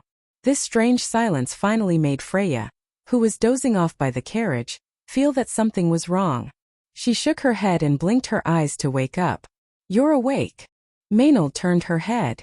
The female knight's dark eyes had a rare kind of warmth. She smiled tolerantly. I'm sorry. Freya was startled. I accidentally. Don't worry, Maynard replied. You'll get tired if you're too nervous. You'll get used to it. Even so, Freya looked depressed. She frowned, ran her hand through her long brown ponytail, and then buried her head to check her sword. I'll be careful, Senior. Maynard nodded and then looked at the manor. What happened? Freya could not help but ask. The young count from last night. They're here too? Freya could not help but look up curiously, but her eyes immediately widened. Boo, boo, boo. She trembled as she pointed at Brendel. She could not believe her eyes. The face that she had seen countless times in her dreams appeared so clearly in front of her at this moment. She almost thought that she was still in a dream. Maynard immediately sensed that something was wrong. She turned her head and frowned. Do you recognize who it is? No. Freya did not know how to answer. It was too much. She felt that Brando was too despicable. Whether it was in Butchie Fortress Reedon or this time he always caused trouble for her. How should she answer? Should she tell Maynard that it was Brando? It was a pity that she could not even confirm whether it was Brando or not. She only felt a flash of light in her head. She suddenly remembered that the two sneaky fellows she saw last night were Brando and the Shire. So that's why. The future Valkyrie's expression kept changing, but with Maynard's keen senses, she could already smell that something was amiss. She suddenly woke up and asked, Is it the two people from last night? You recognize them? Aren't they from the Yenbao family? Freya stared at Maynard. She did not say anything. The knight captain had already gotten the answer from Freya's reaction. She immediately held her sword and whispered to everyone, There's something wrong with those people. Follow me and protect the princess. Wait. Freya's heart was in a mess as she looked at the scene. How did things turn out like this? To be continued. If you like this work, you are welcome to come to Chidian. Come to vote for me. Your support is my biggest motivation. Chapter 550. Maynard and her knight were at each other's throats, but no one in the hall noticed. The Princess of Erewhon had arrived in front of the Countess and smiled at Dilfari. The latter looked at the most beautiful Princess of Erewhon with a slight frown and a slight nod, but no one noticed the slight loneliness hidden in her eyes. Princess Griffine and Dilfari obviously knew each other, and there was a small whisper in the hall. Yenbao was a family as ancient as the royal family of Covardo, and the history of both families had lasted from the birth of the kingdom to the present day.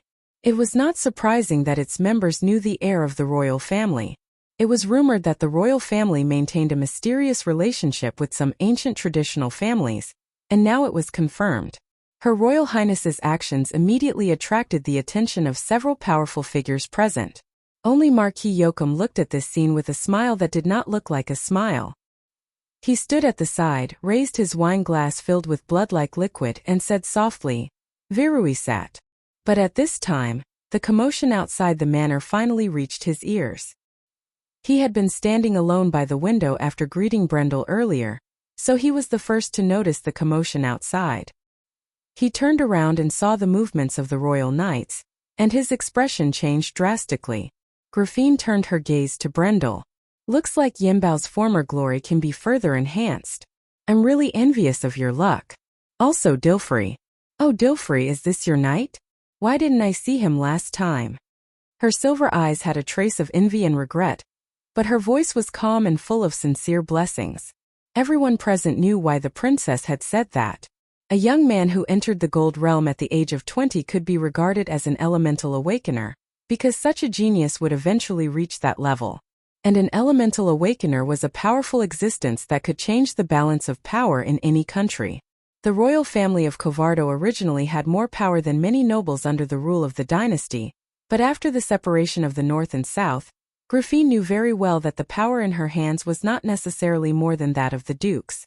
In fact, if Buga the Cross had not joined, her situation would have been even worse. But Buga did not serve the royal family, and the Princess of Erewhon knew this better than anyone else. She looked at Brando, and for a moment, she could not help but feel sad and jealous. Why was God always unwilling to bless the royal family of Covardo, even at a time when the dynasty was on the verge of collapse? She could sacrifice everything, including her life and her body, for the future of this country and her brother's future. Gods will even disdain? But Dilfrey's face darkened. She nodded. Because of that, she did not see him. Brendel could not help but look at the Countess. He probably did not expect her to lie without batting an eyelid. I see. Griffine seemed to have noticed something. She looked up and squinted her eyes at Brando. I don't know why, but even though I have never seen you before, I feel that you look very familiar. That's strange. Brando immediately felt two sharp gazes on him, and his body tensed up. But when he followed the gaze, he saw Makarov and Fleetwood standing behind the princess. The two sly old foxes obviously recognized him, but Brando was not nervous. Instead, he relaxed. He did not put on any makeup today because he wanted Makarov and Fleetwood to create an opportunity for him to meet the princess. Brando knew that neither Cypher nor Covardo would give up on the Lionheart. When he triggered the Divine Relics reaction, Fleetwood and Makarov were there.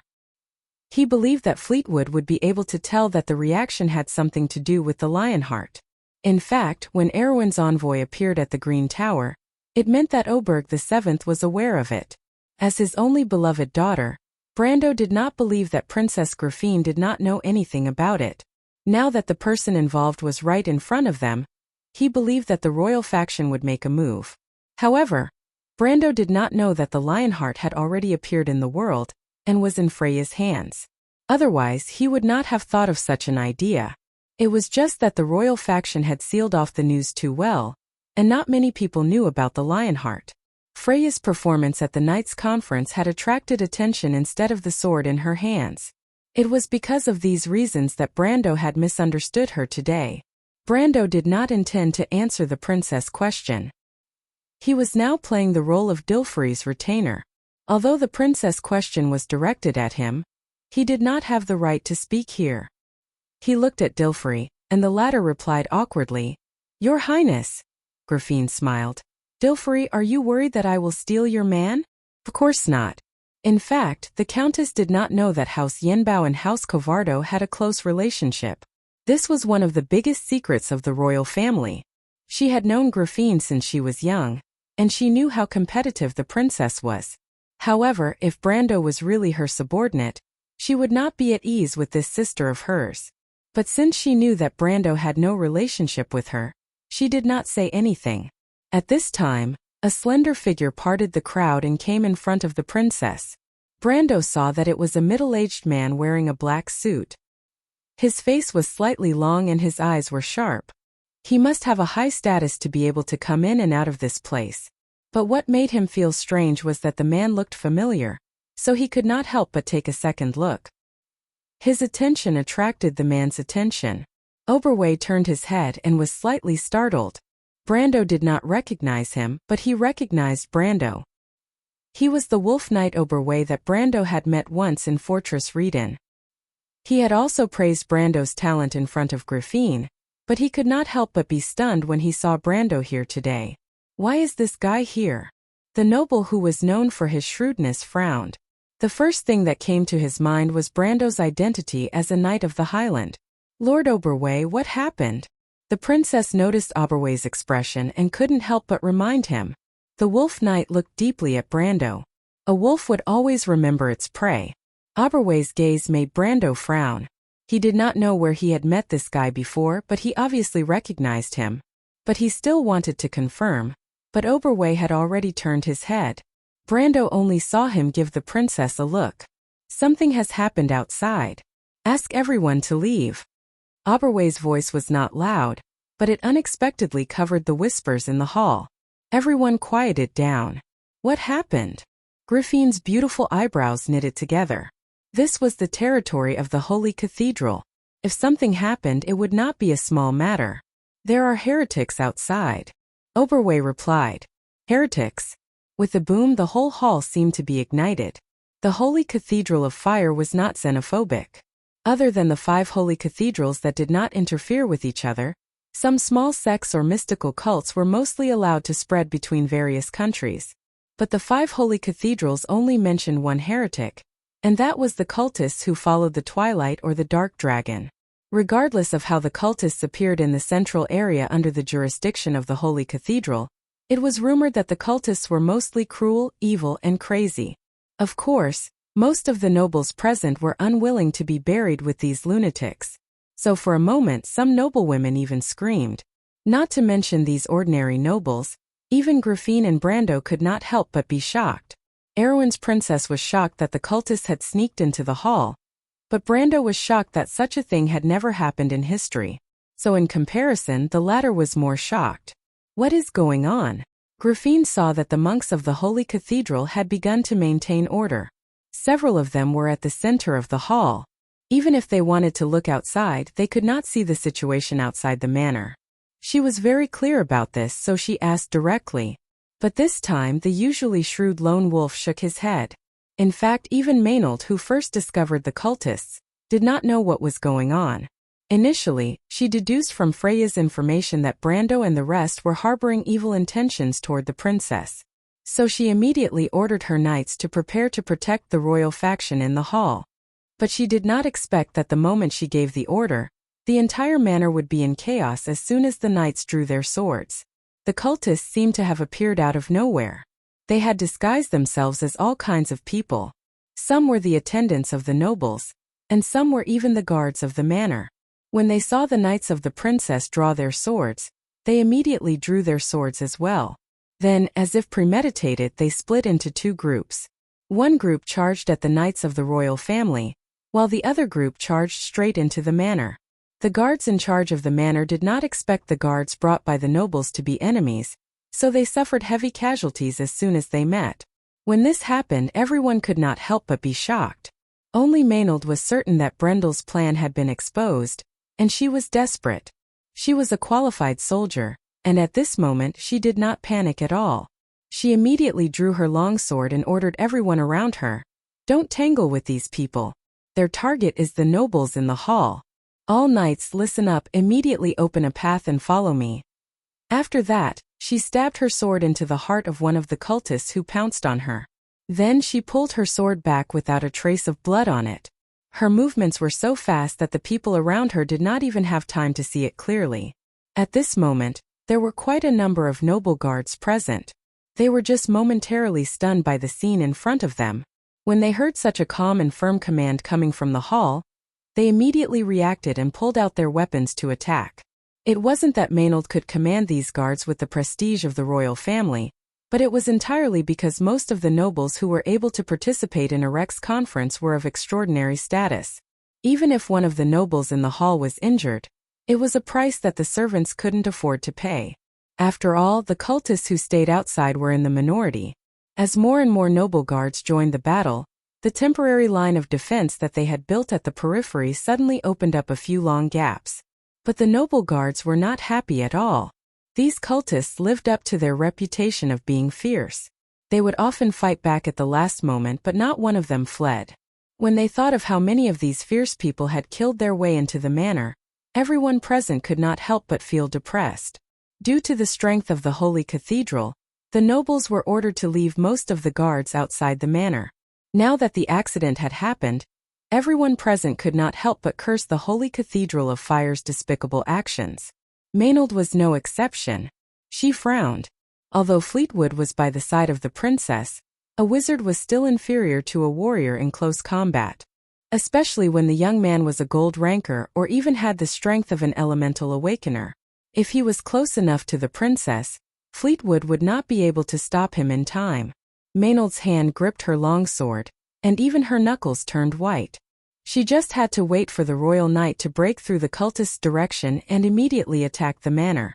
The black-haired female knight could not help but look around anxiously. At this time she found Freya in a daze. Freya! Maynard seemed to have found a place to vent her anger. She was one of the few people in the royal faction who knew the true identity of the girl from Wuxia. Scepter of Fire Everton was one of the true pride of the royal faction.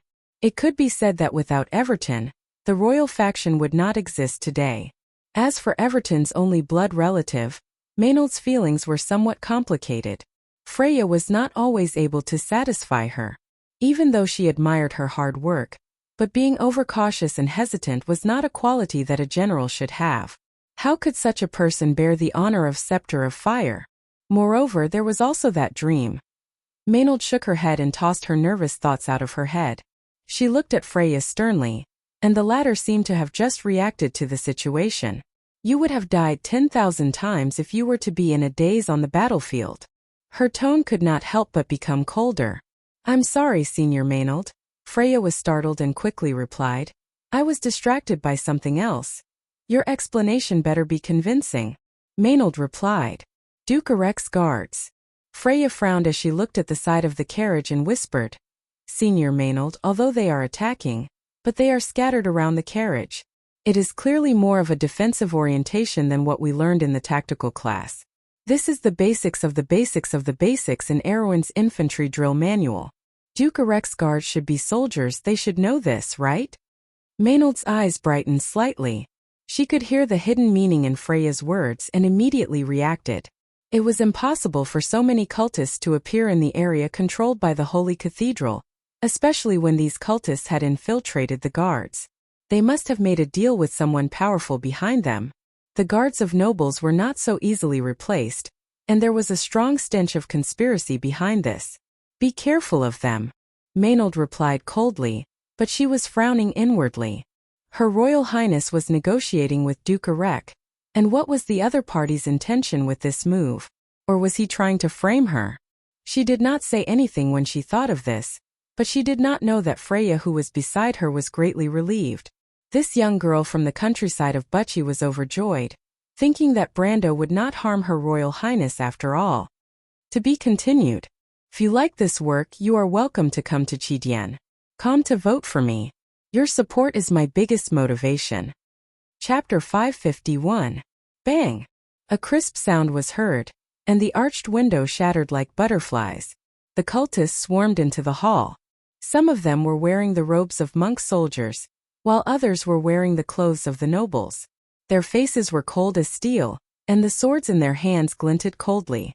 200 years ago, during the Age of Glory, the nobles of Aween had followed King Eric through fire and water, and all of them were skilled in archery and horse riding. But now, most of the nobles in the kingdom were living like a drunken stupor. Facing such a vicious person, they were like a collapsing wall that retreated, and for a moment screams and roars of fear filled the air. Among the crowd, only the princess and her entourage stood firm, like a reef in the ebbing tide. The nobles still remembered the majesty of the royal family. Even if they wanted to retreat, they still avoided Princess Grafine. Erec and the other archdukes were in a similar situation, but because of this, they were particularly eye-catching in the hall.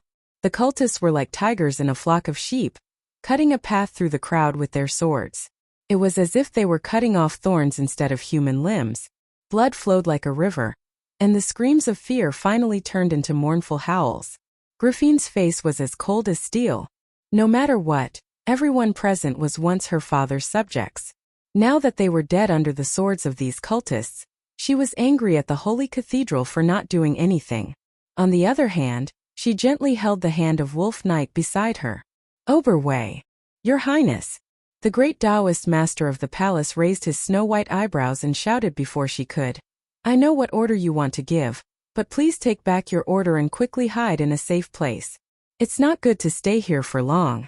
This area is under the jurisdiction of the Holy Cathedral. The Archbishop will naturally give us an explanation. We don't have to overstep our boundaries. The kingdom's subjects are bleeding and sacrificing their lives. Since when did crews have the right to interfere in Erwin's internal affairs? Princess Grafine turned her head and asked coldly. At this moment, her aura was like an unsheathed sword. Her aura was so oppressive that Makarov, who was about to speak, stopped talking. Slyfox's face instantly changed.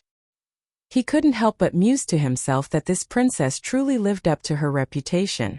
Just by looking at her outward appearance, one would often be fooled by her soft, gentle side. Lord Oberway, separate the crowd. Grafine's expression did not change. She took the sword from her guard's hand and tied up her long silver hair with one hand. Her movements were neat and tidy. The nobles were eager to make way, but once they did, the ferocious cultists behind them would be exposed. Makarov, who was unarmed, couldn't help but realize that the cultists were at least at the pinnacle of silver rank, and a few of them were even at the gold rank. However, it was unrealistic to retreat now. Erwin's cunning fox reacted quickly and immediately roared, Oberway, take the princess away. Leave this to us. Before he could finish his words, a pitch-black, slender, and broad-bladed longsword entered his sight. Ah, where did you get that sword from? Everyone was shocked when they saw Brando pull out a sword that was half a man's height from under his cloak. Even Fleetwood, Oberway, and Makarov were not allowed to carry weapons. Yet, this guy was able to pull out such a weapon without batting an eyelid. They couldn't help but curse the security of the Holy Cathedral. Of course, they were wrong about the Holy Cathedral. Brando had inherited the dimensional space from Dark Bishop Amon, let alone a small Halran Gaia. He could even fit a ballista into it.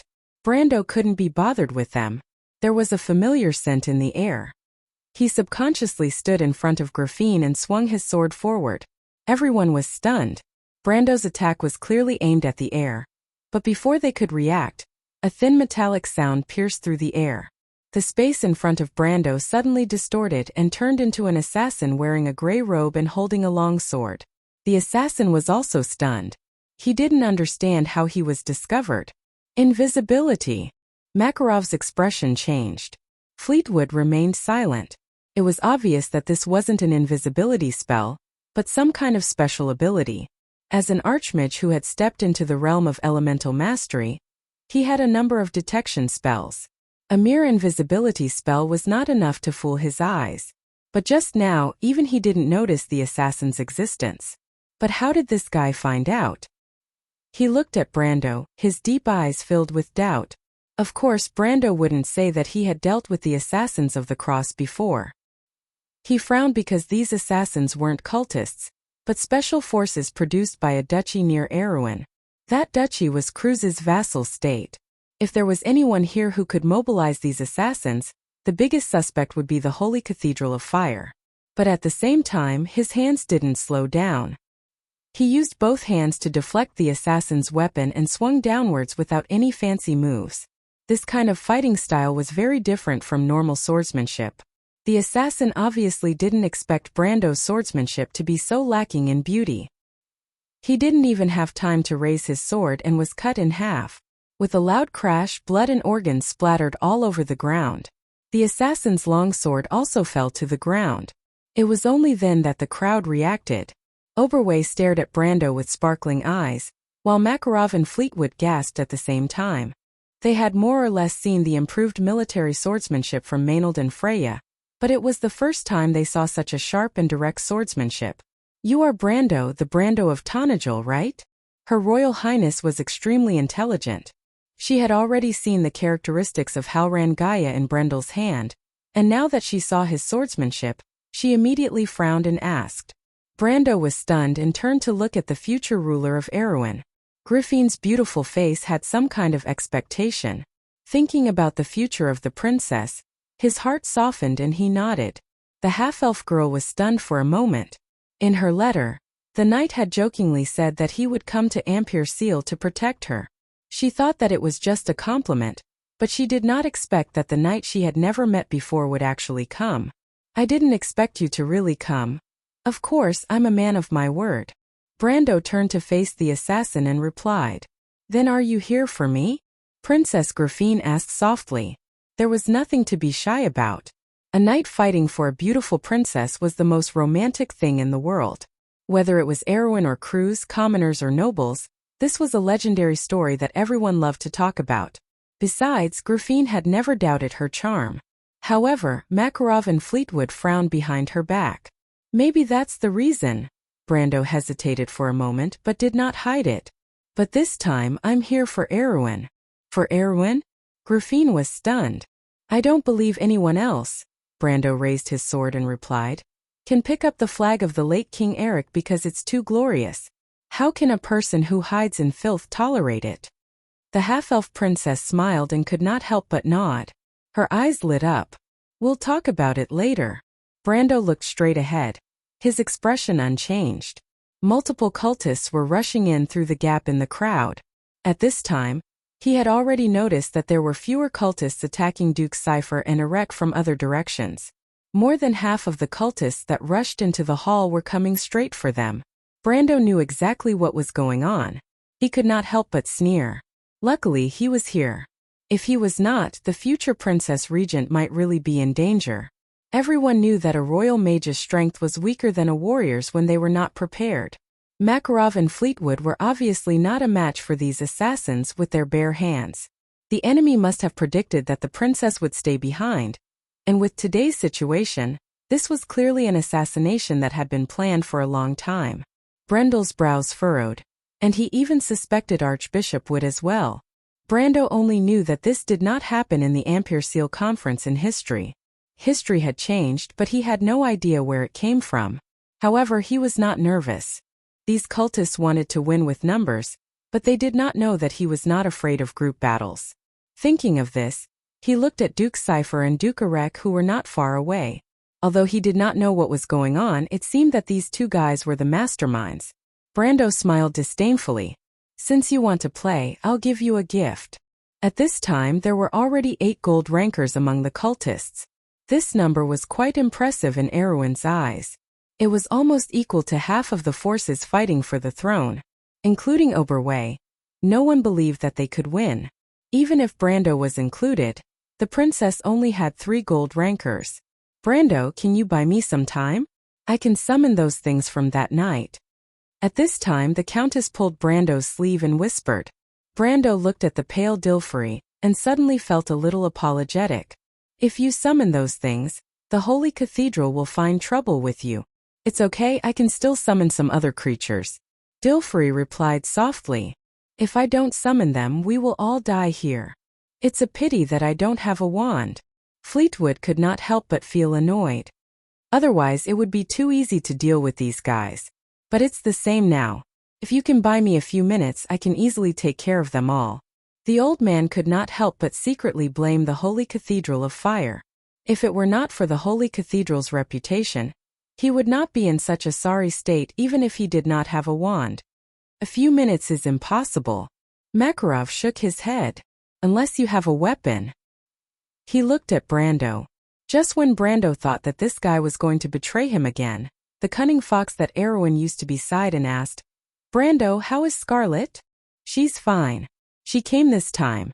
Brando was stunned for a moment before answering. You shouldn't have brought her here. Makarov shook his head. Forget it, I have no right to lecture you. Although we only met once, I'll leave the princess to you. Please send the princess and the countess out safely. Leave this place to me. Brando was stunned for a moment, but he suddenly understood. Makarov had his eyes on his talent. He obviously had a good impression of the royal faction, and he was also a genius who reached the Gold Realm before the age of 20. The cunning fox thought highly of his future potential and the power behind him, so he was willing to sacrifice himself to send him away. Brando did not doubt that if his talent was average, Makarov would not hesitate to use him as a scapegoat. But even so, Makarov's actions still touched him. No matter what, people with perseverance were worthy of respect. There were no cowards in the royal faction. For some reason, Brando felt like he had returned to the days when he and his friends fought side by side for Erewhon. He felt his blood boiling as he smiled. "Actually, you don't have to do this, Mr. Cunning Fox." "Huh?" Makarov was stunned. He turned around and saw two doors of light open beside Brando. "Andrik Mephistopheles, kill these guys." Brando swung Halrangaya forward, and a transparent ripple appeared in the air. It was the power of elemental energy. Everyone sucked in a breath of cold air. Reaching the gold rank and touching the wall of elemental energy were two different concepts. In this world, only those with great talent had the opportunity to touch the elemental energy. Some people could reach the peak of the gold rank for their entire lives, but they could not even touch the slightest bit of elemental energy. However, Brando was clearly one of the few who could do it. At the same time, two silver figures stepped out from the door of light. The situation on the battlefield was instantly reversed. Oh, to be continued. If you like this work, you are welcome to come to Chidian. Come to vote for me. Your support is my biggest motivation. Chapter 552. Cheg walked through the broken window with his arms around his waist. Together with him, 7 pairs of iron-soled riding boots stepped on the broken glass and entered the hall. The 8 of them stood up and drew their swords at the same time. The hall was a mess.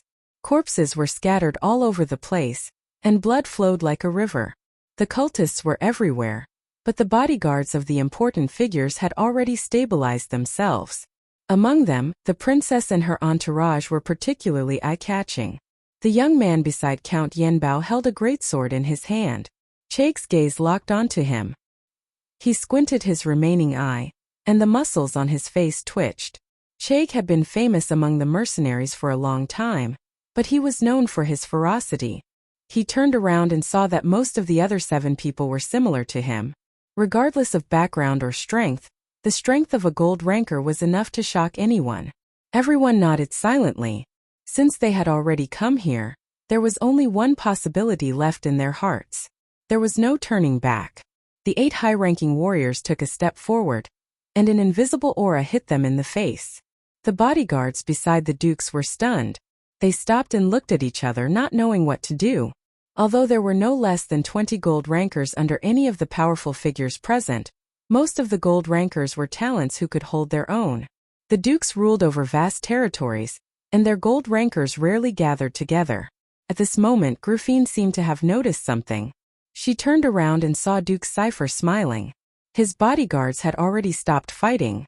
Duke Arek's face was cold, and there was not a trace of emotion in his deep indifferent eyes. One of his hands was habitually pressed on the hilt of his sword, as if there was only air in front of him. The other nobles were scared out of their wits. Marquis Balta of the Sword Castle seemed a little nervous. He could not help but lower his head when his eyes met with the beautiful half-elf girls. Suddenly Gruffine understood. Viro, Karsuk, Count Grey Mountain, and Count Vitokin had not appeared at the meeting. Their attitude was obvious. Gruffine clenched her teeth, lowered her eyelids, and moved. When she raised her head again, Gruffine coldly glanced at the only 2 priests from the Holy Cathedral. The head of the Holy Cathedral did not appear at all, and these 2 priests would not be able to bear any responsibility. Cheg frowned. There was no time to waste. He pointed at Fleetwood with bloodthirsty eyes and said, "That old man is a court mage. We can't let him finish his preparations." The 8 of them nodded at the same time and bent down to attack the royal faction. At this moment, the surrounding nobles finally realized that the target of these vicious people was the princess. At this moment, they no longer cared about the dignity of the royal family and quickly moved aside. At this moment, the flower of the royal family was no longer dazzling. The last of the colors on Aween's flag gradually faded away. The 8 famous experts simultaneously assumed an attacking posture. The atmosphere on the field changed, causing everyone's expression to change. However, the princess did not say a word. She did not say a word as she watched the scene coldly. She did not take a single step back. The unyielding strength that was nurtured in her bones seemed to have burst out at this moment, forming a towering banner. Even Brando could feel the hidden strength behind him. He sighed slightly. This was the belief in the glorious flag. When did the country of Erewhon and its nobles reach this step? There was no turning back. Brando raised his sword. Haha, genius. Chake's eyes lit up. He only just realized that Brando had touched the elemental wall. Geniuses were all proud, and Chake's greatest hobby was to stifle this pride. He could not help but laugh cruelly. Although Brando was strong, he was still slightly weaker than him. Furthermore, he believed that with his battle experience, these hotheads could not compare to him. Geniuses also needed time to cultivate, but they were often too young to have the time. Chake licked his lips as if he had tasted the sweet taste of victory and blood that he had been longing for. It was like a bloody wine flowing down a throat that had been dry for a long time.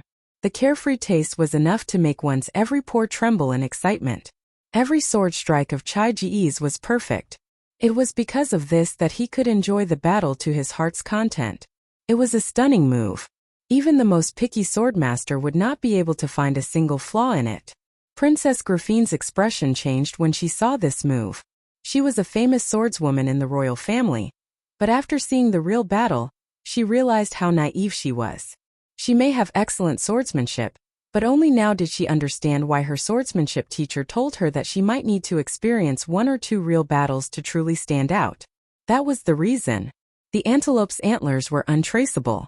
Griffine's lips moved, but she did not remind Brando, because that meant that she did not trust him. Ah, be careful. Count Yenbao, who was standing at the side, called out softly. Griffine turned her head and glanced at her former close friend. She suddenly felt a little sad. As a member of the royal family, she was destined to have no freedom at all. This was the so-called responsibility of the royal family. Chake's sword was already in front of Brando's eyes. The tip of the sword flashed with a cold light, bringing with it a cold aura of death. But Brando was expressionless. He was unmoved. He raised his sword and parried the sword with the most standard move in the textbook. So rigid. When the sound of metal clashing pierced through the air, it shook everyone's eardrums. But the first thing that came to everyone's mind was this. Everyone saw clearly that the young man beside Count Yenbao had used the most basic move of Erewhon's military swordsmanship. Raising the sword horizontally was the first thing that every soldier learned to protect themselves. But it was just the basics.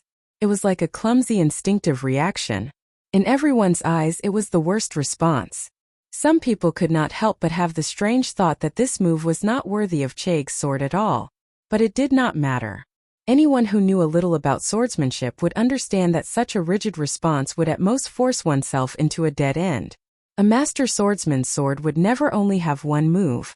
Scared out of his wits? A trace of vigilance flashed in Chake's remaining eye. Some people were called geniuses, so there must be a reason for them to be proud of them.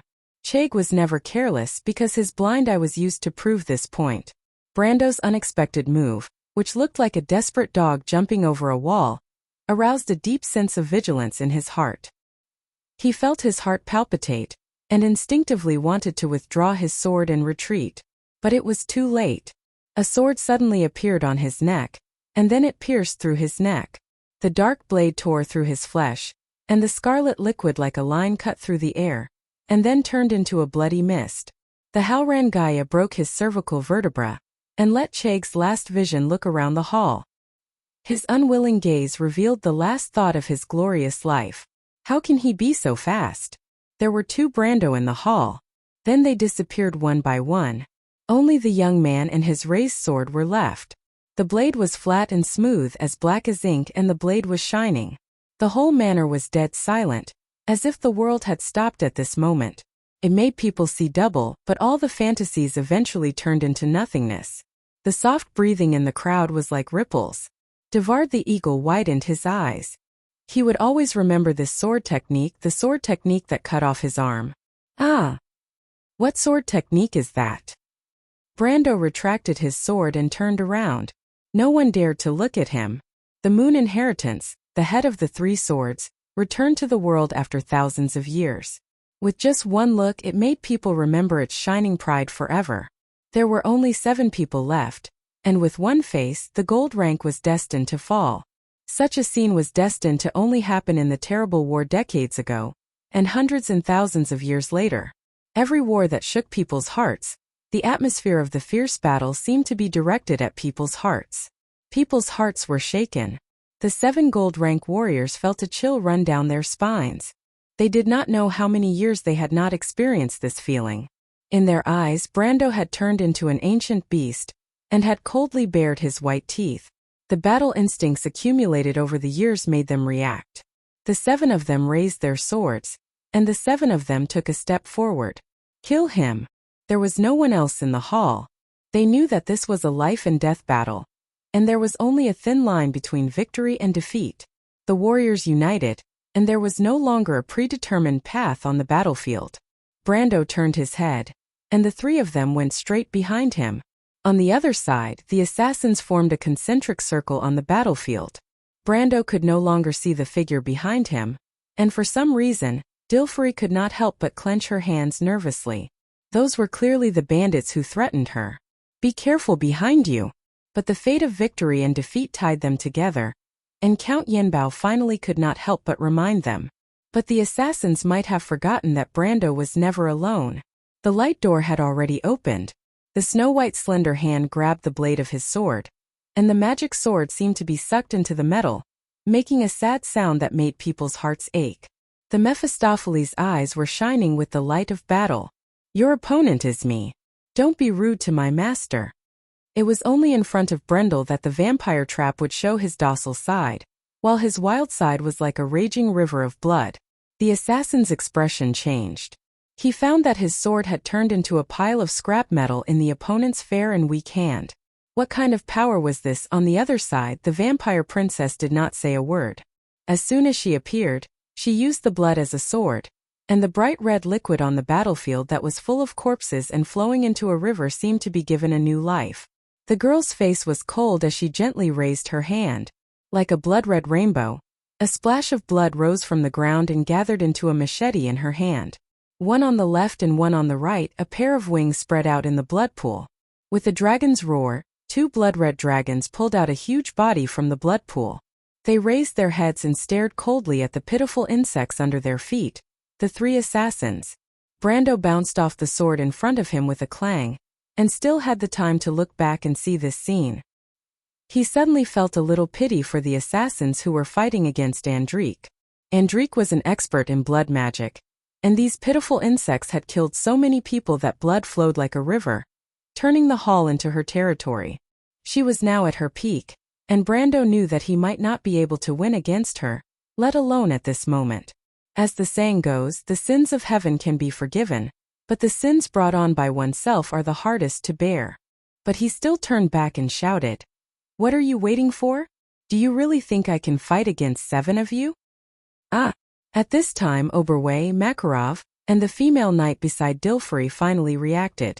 Brando's performance was too shocking, and they had forgotten that they were still in a battle of life and death. With the addition of 5 gold rankers and Brando's terrifying strength, the situation on the battlefield finally changed. Mephistopheles dealt with his opponent first. His opponent was a strength-type swordsman, but unfortunately, humans were too weak compared to blood descendants in terms of strength. Not to mention, the speed of the vampire trap was enough to make him die 1,000 times over. After the Mephistopheles figured out his opponent's attack pattern, he directly closed in and pierced his opponent's heart with his sword. The next one to retreat was Brando. The reason why he delayed for a while was because he wanted to see through his opponent's swordsmanship. Unfortunately, he did not get what he wanted, so he had no choice but to use the 9 luminary sword art to kill his opponent in one clean blow. But among the 3 of them, the one who had the easiest time was the vampire princess. Andrique did not even have to do anything. Dozens of people, including more than 10 silver pinnacle experts, formed a blood dragon that suppressed the 2 assassins. After she threw a few negative black magic spells, the 2 assassins died with hatred in their hearts. Out of the remaining 3, the one who ended the battle the fastest was the Wolf Knight. It had to be said that Oberway was a true swordsman. Although his opponent was weaker, his flawless swordsmanship allowed his opponent to understand the origin of his title, Lone Wolf. He was fast, accurate, and ruthless. Once he succeeded, he would retreat thousands of miles away without hesitation. He used a rapier, and his opponent almost died from excessive blood loss. After Oberway's battle, the Knight Nia and Makarov's battle also came to an end. To Brando's surprise, the Knight Nia was a Templar knight just like him. Her skills as a knight were superb. She was wearing heavy armor, and once she activated her conflicting halo, the assassin could not even get close to her. When the Mephistopheles joined the battle, the assassin could only admit defeat. Brando immediately understood why the Yinbao family chose her to be Dilfari's bodyguard. She was a super meat shield. The weakest among them was no doubt Makarov. Makarov's skills were something to be proud of among the Erewhon nobles, but he was a tactician after all. He was not good at fighting and was almost killed by his opponent. But at this time, Brando had already freed himself and blocked the opponent's attack with his sword. The assassin's expression changed as he realized that his companions were all dead. He was shocked, but he reacted quickly and retreated without hesitation. At this time, Fleetwood finally made his move. He shouted, "Freeze!" A ripple appeared in the air, and the assassin was nailed to the ground, unable to move. At this moment, the terrifying advantage of a wizard against a warrior was displayed. Although they were only one level lower, a fully prepared archmage could decide your life or death with a single word. It was completely different from a warrior's battle. A wizard's battle did not have a trace of fireworks, but victory and defeat were often decided in the blink of an eye. This was not the first time Brando cooperated with a wizard. Without hesitation, he leaped into the air and pierced his opponent's heart with his sword. Brando landed on the ground and stood up. He turned around and looked at Duke Arek. Duke Arek was slightly startled and slightly opened his squinted eyes. There was a trace of coldness in his eyes. "Oh, to be continued. If you like this work, you are welcome to come to Chidian. Come to vote for me. Your support is my biggest motivation." Chapter 553. The ivy corridor in Roshby Palace was as smooth as a mirror. From time to time, monks in red robes would walk past, and the sound of footsteps would fade away. Brando sat on a bench in the inner courtyard, fiddling with his attribute menu in boredom under a laurel leaf. The pale green screen stretched and shrank in front of him, and from time to time new windows would pop up from the side. But other than him, no one else could see this strange scene. 3 hours had passed since the thrilling morning, and the dust had yet to settle. The massacre in the Sephora Manor had shaken the entire holy sanctum. It was said that the upper echelons of the holy sanctum had launched an investigation, but there would not be any results in a short time. What surprised Brando was that after killing 2 gold and a few silver monsters, the EXP he gained was just enough for him to level up once. Now he was a level 16 Templar Knight. As a Templar Knight was an advanced profession, the EXP required to level up was much higher than the basic professions. The EXP required to level up a level 16 Templar Knight was almost the same as a level 25 warrior. However, when calculating the number of advanced professions, the basic professions would be treated as one, and the attribute points gained with each level would be much higher than the basic profession, so overall it was still a strengthening of the character. In the past, in the Amber Sword, the first advanced profession was considered a beginner. Back then, the game only had its first veteran profession after 2 years. But now Brando was a full year ahead of them.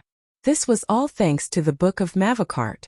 But now the 9 luminary sword art was just like a black hole sucking in EXP. While checking his new attributes, Brando seized the time to absorb the EXP from the Book of Mavakart. After leveling up, he was one step closer to the peak of gold.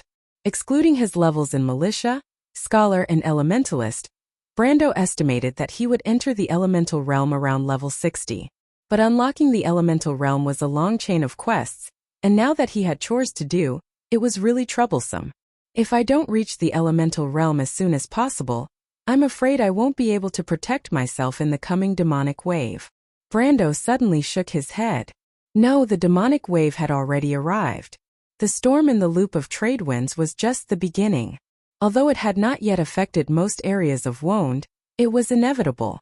Recently, there had been news from various places that the activities of the monsters had become more frequent. In the south of Erewhon, the astrologers believed that this was the aftereffect of the loop of trade winds. They had guessed half of it right, but this was not the aftereffects but the beginning.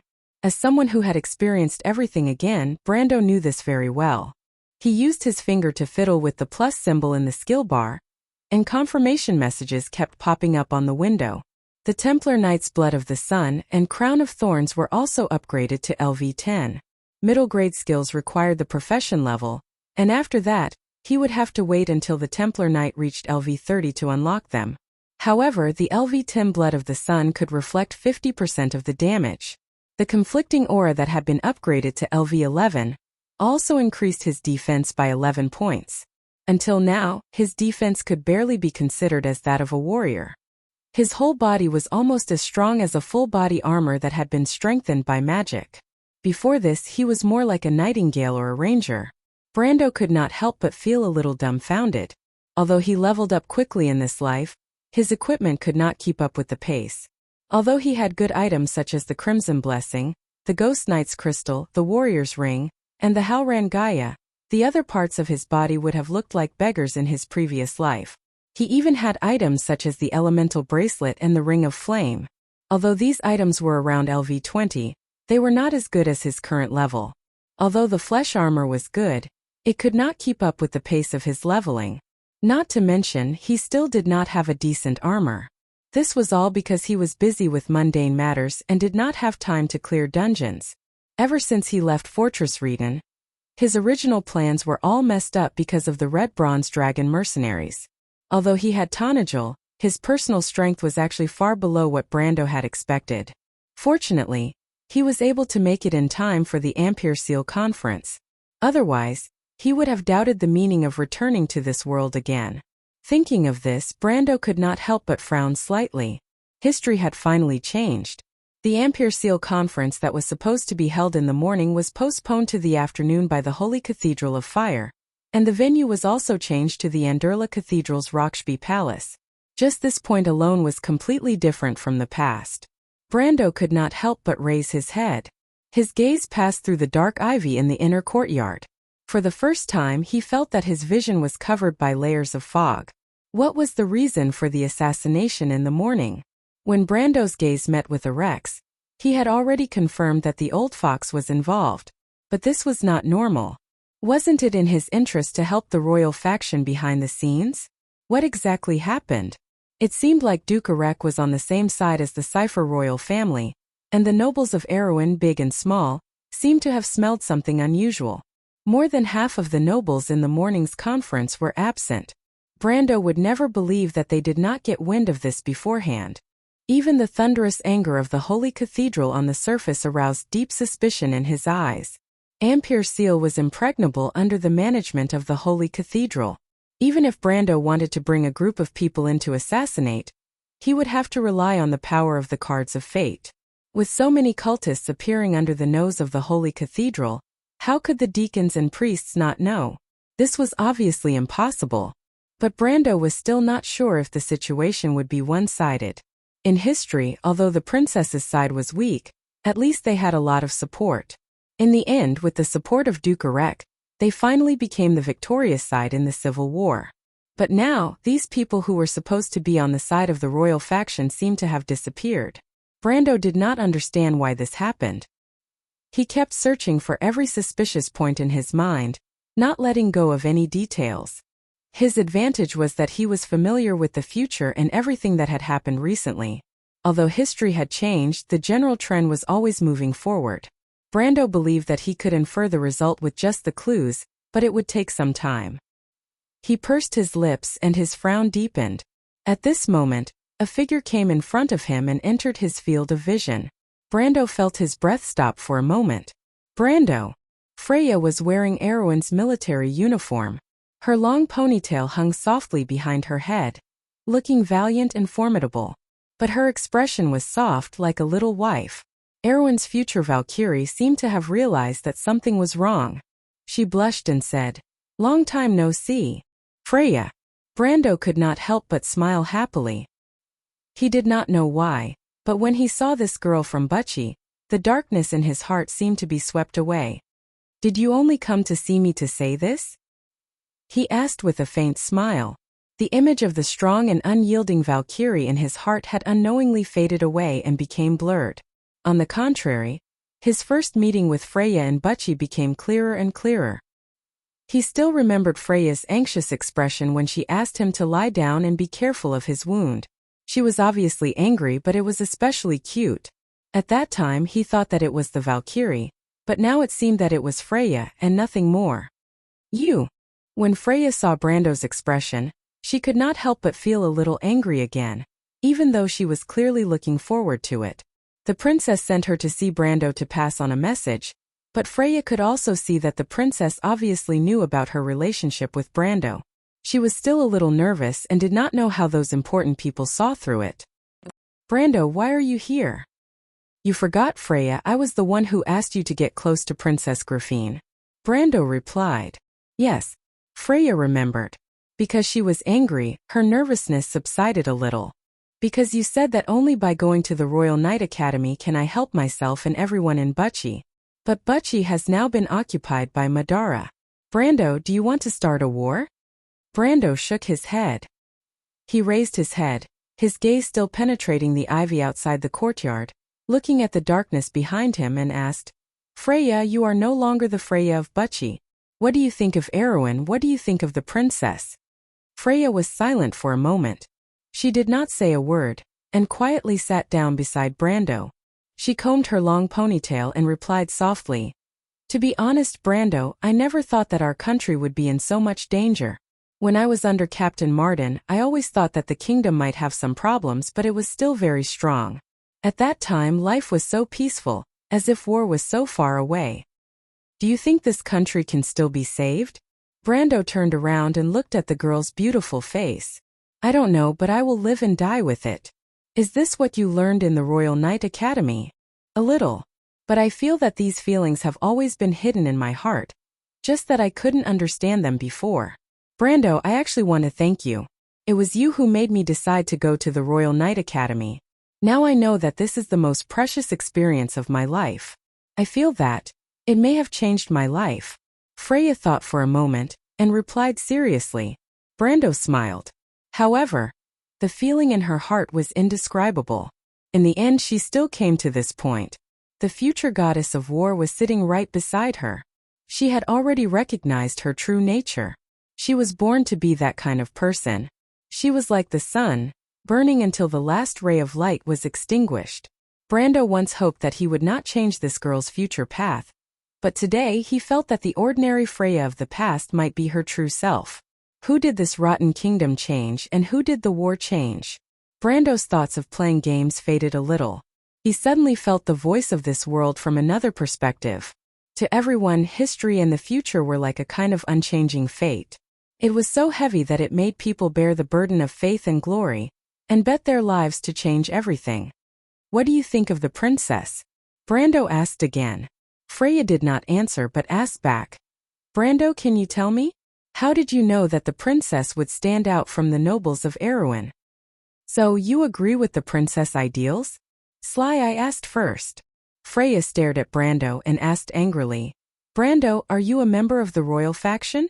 Brando was stunned, but he sighed in his heart. This girl from the countryside of Bucci had already grown up. Although she was still the same Freya, she had gained a lot of knowledge and even knew about the royal faction. But he shook his head. You know, I am a Highland Knight, and Highland Knights have never had any dealings with the royal faction. The girl was slightly stunned, and then nodded. She remembered that Brando used to talk to her like this, but at that time she did not understand what he meant by royal faction, Highland Knight, and Wizard of the High Tower. Freya blushed a little, and at that time she still foolishly thought that Brando was a noble. Although this despicable guy was indeed a noble. For a moment, the two of them were immersed in their memories. They remembered the starry sky of Bucci, remembered Johnson who almost died in the hands of the Lich, remembered the mountain path, remembered the golden tree, remembered the prison in Fortress Reedon, remembered the battle under the night sky in the burning city. Fate was like a strange line, and because of a change in a certain point there was an unimaginable twist. After a long time, Freya asked, Is the Roman all right? You didn't bully her, right? I'm fine as long as she doesn't bully me. Brando replied. The girl could not help but laugh, and it seemed like that was indeed the case. Then she said, The princess wants to see you, Brando. Yes. Brando nodded. Oh. To be continued. If you like this work, you are welcome to come to Chidien. Come to vote for me. Your support is my biggest motivation. Chapter 554. Marquis Yoakum stood in the dark, watching Brando and Freya leave the inner court in confusion. Who is that woman? She seems to be the knight of Her Royal Highness, my lord. So Yenbao intends to get close to the royal faction? Or is this their hidden move? Marquis Yokum frowned. He believed that Brando was Count Yenbao, and this sudden move made him feel a little threatened. It's just Yenbao. It's not worth mentioning, my lord. A rough voice came from behind. Marquis Yokum turned around and saw a bearded military officer standing behind him. He recognized this man. It was Count Vitokin, who did not show up at the meeting. He was the Black Blade Squad's Legion commander. He was a soldier and one of Duke Cypher's loyal followers. Marquis Yokum. A young man with red lips and white teeth stood beside Count Vitokin and bowed slightly to the king's brother. Marquis Yokum noticed the young man. The young man had the aggressive aura of a young soldier. His eyes were astonishingly bright, like an eagle that was about to spread its wings. Marquis Yokum's eyebrows twitched as if he recognized the young man. However, he did not intend to answer the question of the head of the Black Blade Squad. Yenbao was naturally not a concern, but it was different with Archbishop Wood behind him. Marquis Yokum sneered in his heart. He did not intend to reveal this information to this vulgar country bumpkin. On the contrary, he was pleasantly surprised and greeted. Cecil? I thought you weren't coming. I will never forget the hunting ground in the Grey Mountain. The scenery is beautiful, the weather is pleasant, and it is much better than His Majesty's royal hunting ground. Why do you still welcome me as a guest when you have time? Count Vitokin frowned. Cecil was his real name, but among the nobles, only enemies and close friends would call him by his name. Marquis Yokum was obviously not his close friend, but he could not be considered an enemy. He also knew that the Marquis was famous. However, when Cecil mentioned the hunting ground in the Grey Mountain, he could not help but twitch the corner of his mouth and change his expression. The last time Oberg 7 came to Vitogene for an inspection, the Marquis actually raped his sister. Of course, this wasn't a big deal, but the bad thing was that her fiancé was also in the castle at that time. Naturally, he did not dare to shame the king, so he could only let his sister bear the responsibility. That poor woman was still a nun in the convent. Thinking of this, Count Vitokin could not help but feel a little flustered. Fortunately, he also knew that it would be useless to vent his anger on Marquis Yokum. Count Vitokin knew that his king's younger brother was petty and vengeful. No one would want to offend such a person. Not to mention the other party had a big shot backing him up. Lord Marquis, you must be joking. Count Vitokin forced a smile. How would I dare to compare it to His Majesty's hunting ground? That young man should be the one you met a few days ago, right? Marquis Yokum pretended to change his expression, and at the same time, he secretly cursed the old man for being well informed. Which one? He pretended to be puzzled. Lord Marquis, you don't have to hide it. This young man is a rare genius. Being defeated by him is not a shameful thing. Count Vitokin smiled and touched his chin with his hand. He did not mind that his beard was prickly. However, it is not a good thing for a young man to be arrogant. The elves have a saying, the strongest beast often becomes the hunter's prey. Hearing Count Vitokin's sarcastic consolation, Marquis Yokum's face turned livid. He secretly cursed this guy for having bad intentions. However, he rolled his eyes and suddenly saw the young man beside Count Vitokin. He quickly pretended to be angry and said, "What bad luck. I thought he was just a country bumpkin. I don't know how he got the favor of the Archbishop. Presumably, in 10 or 20 years, this guy will be one of the top existences in Erewhon." As soon as he said this, Count Vitokin and the young man's faces changed. How could they not know the meaning of this sentence? The current Black Blade Squad commander, Count Vitokin, had been blessed by the previous Archbishop. That was why he had the status he had today. In fact, his ability was far inferior to Brando's. He was also aware of this. In this way, it could be imagined that in the future, Brando's achievements would be far greater than his. He frowned and thought that Yokum was implying something. He could not help but secretly look at Yokum. He found that Marquis Yokum's face was livid. It did not seem like he was deliberately instigating discord. Vitokin was stunned for a moment, but then he felt relieved. He looked down on the king's younger brother from the bottom of his heart. Naturally, he would not suspect that Yokum was scheming. At this time, the young man beside Vitokin smiled and said, Indeed. In terms of individual strength, I am afraid that at this age, there is no one who is more talented than him in Erewhon. However, aristocratic politics was never based on personal strength. The aristocrats of the North would probably not give up the benefits that they had obtained for the sake of a genius. Powerful people like the Sword Saint can only show off their bravery on the battlefield. Is that so? Marquis Yoakum showed a disgusted expression and said, I am afraid that there is no one who is more talented than him in Erewhon.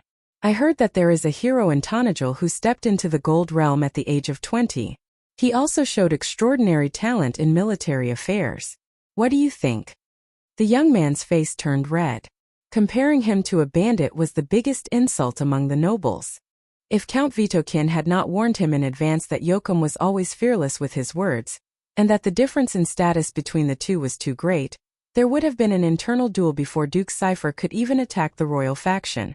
But even so, the young man was so angry that he could not say a word. He could not do anything to the king's brother, but in his heart, he hated Brando who started this topic. As for the hero in Tonajul that Marquis Yoakum mentioned, the young man was not willing to degrade himself to the point of arguing with a bandit. In his opinion, the difference in status between the two was too great to be measured. They were not people of the same world. At this time, Vitokin finally realized that something was wrong, and could not help but curse Yoakum in his heart.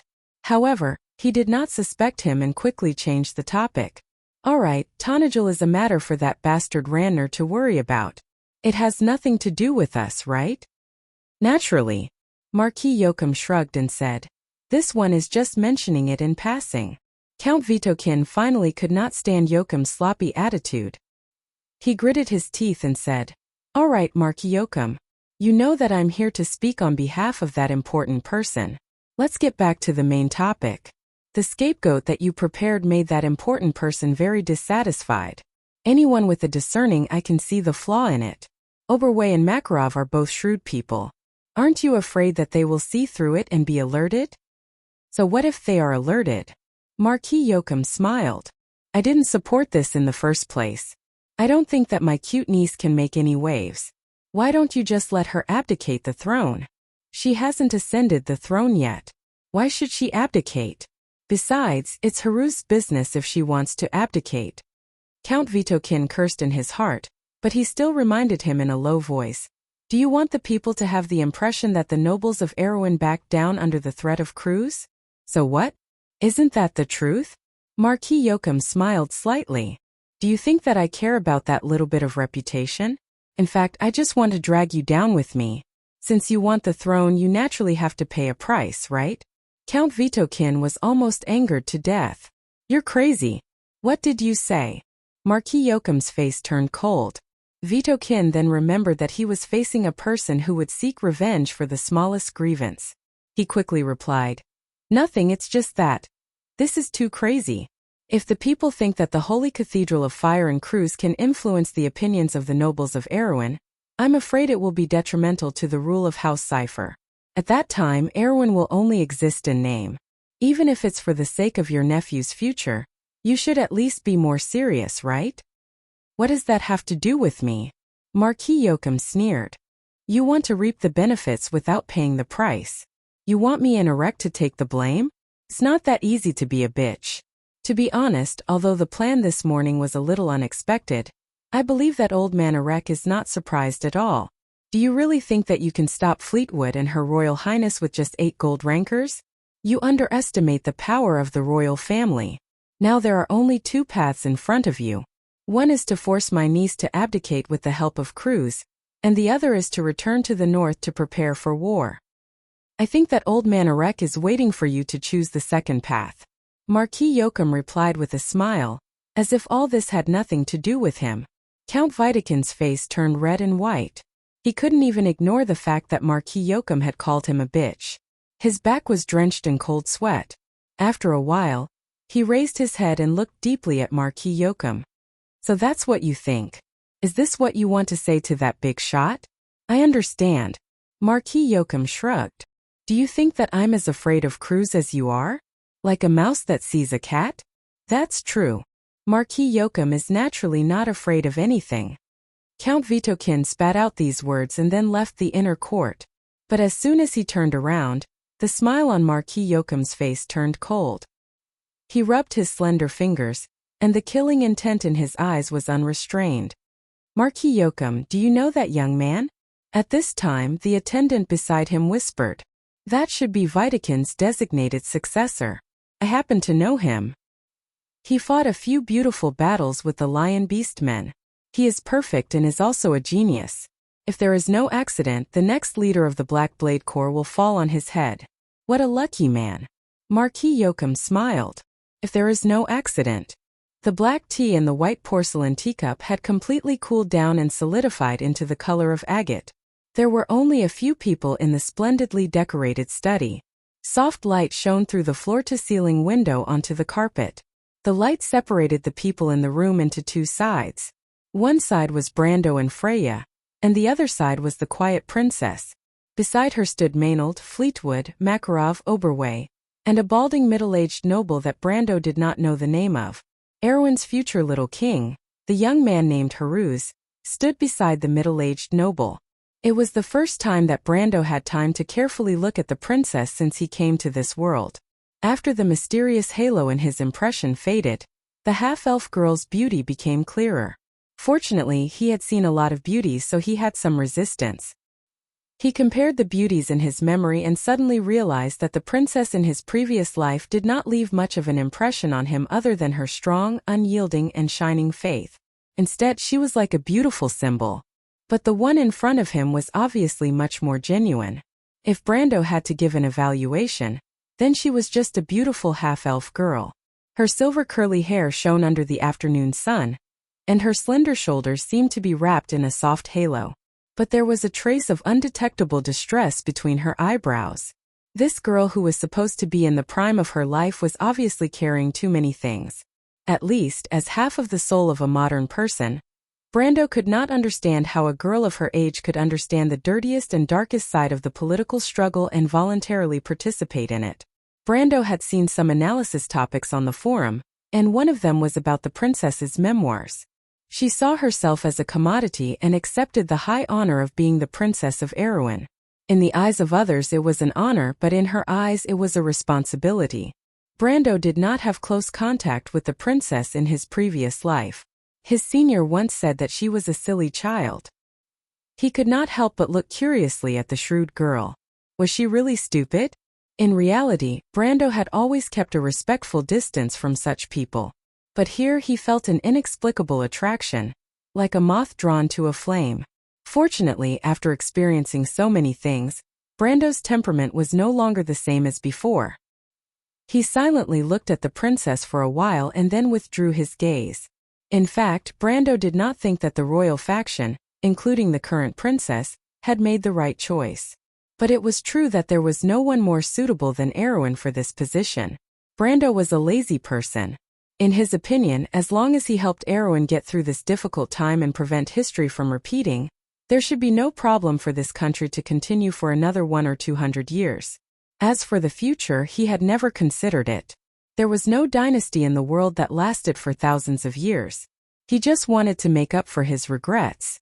In fact, he was more interested in exploring the world beyond the wilderness. First of all, I would like to thank you for saving us during the meeting, Mr. Brendel. The princess was the first to break the silence in the study. Her voice was soft and pleasant to the ears. But I really can't bring myself to say thank you. The royal faction has never met you before. But you have given us a lot of help.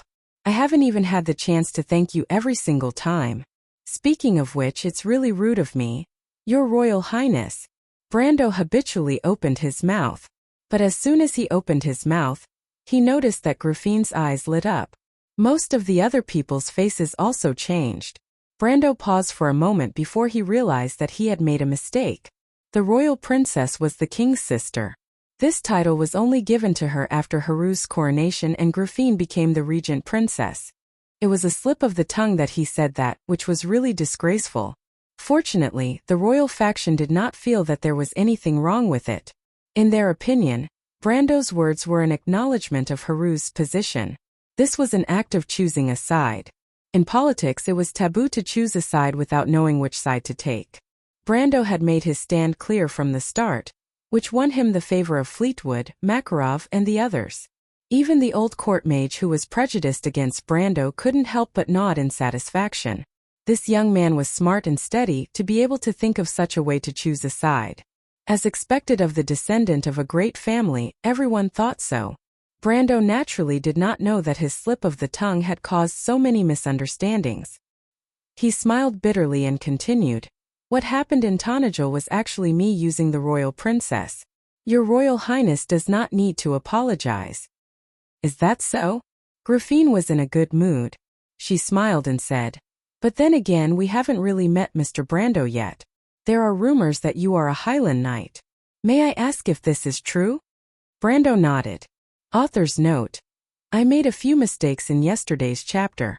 First, I added Crown of Thorns and Blood of the Scorching Sun, which were originally LV5 to LV10. I also added Conflict Aura into the list. Conflict Aura was added to LV10 in Chapter 274. Also, the unlocked level for mid-tier skills was LV30 instead of LV25. The second mistake was that I accidentally changed Jonathan from almost dying to a necromancer to Jonathan being killed by a necromancer. Damn, I can't believe Jonathan would come to me with a face full of blood and say that I died a horrible death. I immediately kneeled down to Jonathan. Also, there is a prerequisite for the experience gained from killing people. That is, these people are disguised as cultists. In fact, you should know from the previous chapters that cultists like the disciples of the Black Flames who believe in chaos are seen as monsters. In short, you can just treat them as if they are not humans. Instead of staying in the Order faction, they chose to join the Twilight Dragon. This is the worst kind of evil that can't be escaped from. As for the compensation for yesterday's mistake, can I roll around and act cute? To be continued. If you like this work, you are welcome to come to Chidien.com to vote for me. Your support is my greatest motivation. Chapter 555. What a young hero, Fleetwood exclaimed. Mr. Brando. Just call me Brando. Brando interrupted her. Brando, I'd like to hear your thoughts on the current situation. Is that all right? Princess Griffine placed her hands on the desk, gently holding the white porcelain teacup. The black tea rippled slightly, like ripples on the surface of the crystal. She looked up, her eyes bright, and her beautiful eyes seemed to be plated with a layer of silver light. Brando's gaze swept across everyone in the study. The royal faction was as calm as ever. The princess looked innocent but was actually very shrewd. Only the little prince seemed to be a little timid as he carefully observed Brando from behind the noble. Only one cold and sharp gaze was fixed on him. Brando looked at the black-haired female knight standing behind the princess. Her name seemed to be Maynard. Brando's heart palpitated every time he saw her. He looked away. Forgive me for being blunt, but for the royal faction, it's not much of a situation right now. Brando replied bluntly. The North has long since fallen to Duke Cypher's side. The White Lion Legion and the Black Blade Legion are in the hands of the nobles in the North. The Southern Legion was attacked by Madara, and its structure is still unclear. I'm afraid this is the reason why Count Randner has not signed an agreement with Insursta. He paused for a moment. Although there were still Duke Vero, Duke Karsuk, and Duke Grinoires in the south, they were all insignificant. The difference in power between the north and the south was too great. In fact, the princess was the only one who truly raised the flag of Corvado. The cold winter had stopped the Northern Legion from moving southward. But as long as the snow melted, the hope of the princess would also crumble. However, this was the reason why the royal faction chose to be in cahoots with Erech. The kingdom is surrounded by powerful enemies, and the situation is precarious. The conference in Ampere-Seal does not belong to you. In fact, I'm afraid that you are here to persuade the Chamber of Commerce and the Holy Cathedral to remain neutral, and not to participate in the conference, right? Brando retorted. There was a moment of silence in the study. Everyone looked at Brando with a surprised gaze. Ever since Oberg VII's death, the situation in the kingdom had changed drastically. Everyone could see the weakness of the royal faction at a glance, but Brendel was able to guess their true intentions. Everyone thought that they wanted to use Erech's power to turn the tables in the Ampere-Seal conference, but this young man in front of him saw through their intentions without any hesitation. Makarov and Fleetwood felt a chill in their hearts. If this young man was an enemy, he would be too terrifying. Only Oberway looked at Brando with admiration. After all, Brando was chosen by him from the refugees in Fortress Reden. The more outstanding Brando was, the better Brando was. Griffine's eyes were also filled with admiration. She looked at Brando as if he was the closest person to her. This was because no one knew that there was a secret between her and Brando. When the half-elf girl first replied to Brando's letter, she was influenced by the story Oberway told her. She also had a yearning for the romance of a knight. Coupled with the fact that the royal faction was in a precarious situation at the time, or perhaps it was because she wanted to use a lot of money to buy a horse's bones, she secretly appointed Brando as her knight. Her Highness was only 17 years old this year. She had not reached the age where she could attribute everything to luck. However, other than luck, there was only fate. Thinking of this, the half-elf girl's heart was slightly moved.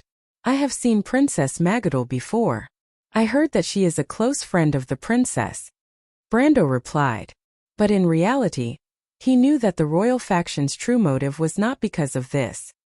History was like an open book in front of him, and the greed of Owen's nobles in this era could not escape his eyes, let alone the schemes that the royal faction laid out on the table. The reason why he said this was because he did not want to be seen as a demon. Makarov, Fleetwood, and Oberway nodded slightly. With the relationship between the nun princess and the Holy Cathedral, as well as the Holy Cathedral's influence in the Merchant Guild, it was not difficult to guess the connection. However, when everyone's attention was on the meeting of the nobles, this young man's eyes did not miss out on the details around him. This calmness and sharpness could be considered as a first-rate talent among the nobles. You guessed correctly, Mr. Brando. Because of this, there are only two ways for my brother's army to enter the south from the north. If we obtain the support of the Holy Cathedral and the Merchant Guild, or at least make them remain neutral, then the nobles in the north will have no choice but to pass through Arek's mountains. So you intend to marry Arek. This way, no matter how aggressive the nobles in the north are, they will have to face reality. In the mountains, they were no match for Arek. As a result, Viro, Grinwars, and Karsuk, whose safety was assured, would naturally be tied to the royal faction, or rather to Arek's chariot, when they were assured of their safety. In the long run, the royal family of Covardo will be able to rise again. Brando raised his head, but there was not a trace of joy in his eyes. Then I will congratulate the princess in advance. Do you think there is something wrong? Griffine's face turned pale. Brando's power was insignificant in the eyes of the royal faction, but in her heart, he was important. She vaguely felt that Brando might know the real her, the goal she had been holding on to since she was a child, even going against the royal faction. But in the whole of Erewhon, there was only one person who understood her. This person was right in front of her. She had thought that he could understand her sacrifice. But compared to this understanding, everything else was insignificant. She saw the shining light in Brando. She had been holding on to her beliefs independently, but it was like seeing another light in the storm. The surprise of finding a companion in the dark and lonely wilderness was indescribable. Whether it was in the letters or in his actions, it was not difficult for her to see that he had the same determination as her. But this person was looking at her with a cold expression. Griffine took a small breath. Can you tell me the reason? Her tone was very gentle, but it was not difficult to see a trace of dissatisfaction under her frowning eyebrows. Presumably, if Brendel could not give her a satisfactory answer, it would be in exchange for the princess's disappointment. She is as arrogant as the rumors say, Brando thought to himself. But if she did not have such a personality, she would not have been able to hold on to this step. There are a few problems, he replied. Oberway raised his head slightly. In fact, he was not very supportive of this plan either. But Fleetwood and Makarov agreed. Fleetwood had great influence in the royal faction, and was the only elemental ranker in the royal faction. On the other hand, Makarov also represented the opinion of his allies, and he could not object. First, the war between the Holy Cathedral of Fire and the Holy Cathedral of Earth is imminent. Cruz would not be happy to see Erewhon lose control at this time. Although the people of Erewhon are no longer under the control of Cruz after becoming independent, they have to admit that we are also part of the Holy Cathedral of Fire. Brando replied, At this time, although the Holy Cathedral cannot openly interfere in the kingdom's internal affairs, they can still open the door for the nobles in the north. After all, in the eyes of outsiders, the North is much stronger than the South, and the fastest way to end the war is to let the North win as soon as possible. It's impossible that we haven't considered this, young man, Fleetwood finally spoke. Brendel's suspicion towards him had completely erased his good impression of him. But if Duke Erek joins forces with the royal faction, it won't be easy for the northern barbarians to win. If the Holy Cathedral interferes, it will only lead to an even larger civil war. Furthermore, the Lion Beastmen have yet to prepare their rations, and the war between the Holy Cathedral of Fire and the Holy Cathedral of Earth is even more ridiculous. Brando did not say anything because he knew that this was history. In history, the royal faction had turned the tables just like that. But he had a real reason, but it was difficult to say it out loud. Could he say that Erek was up to no good? The problem was that the royal faction was not stupid. They naturally knew that Erek was up to no good. The princess was trying to pull chestnuts out of the fire. She thought that she could succeed, but history proved that she had failed. But Brando could not say that he was from the future and that he was a fraud, right? He was silent for a while, and the disappointment on the princess' face grew. She clenched her fists imperceptibly, and for a moment, she even hoped that Brendel could prove her wrong. The 17-year-old princess had been unable to sleep for the past few weeks.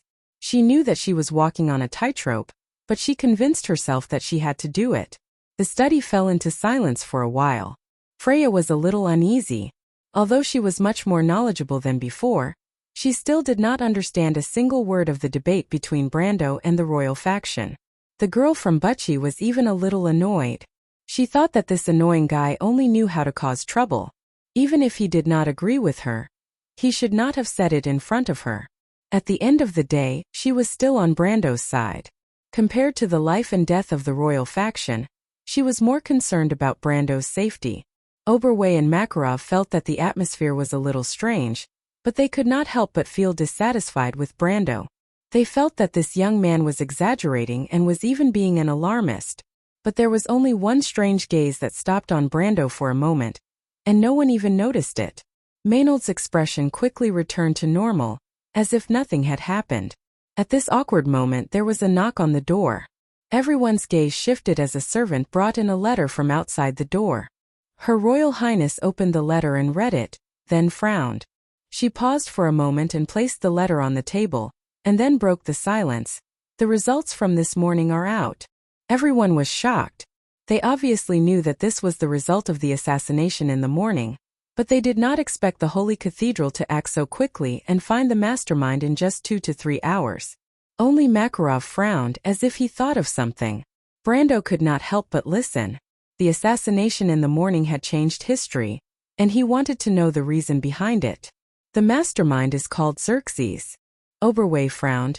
I know this person. He is a small noble from Ampere Seal. As soon as he finished speaking, his expression changed. To be able to order such an assassination, the mastermind behind it was definitely not simple. No one would believe that a small noble could cause such a huge commotion. This unlucky guy was obviously a scapegoat, but the fact that the investigation results were given by the Holy Cathedral meant that there was a big problem. For a moment, everyone's expression was a little ugly. Only Brando's expression was normal, as if he had expected this result.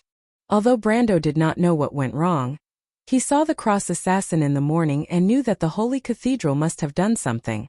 The letter also mentioned Mr. Brando, Graphene continued. After a pause, she added, the letter said that Mr. Brando not only brought weapons into the Holy Cathedral, but also that 2 of his subordinates were blood descendants. The Holy Cathedral suspects that Mr. Brando is involved with the evil cult and hopes that we will hand him over for him to cooperate with the Holy Cathedral's investigation. After reading this paragraph, Aween's Princess Royal's face was already ashen.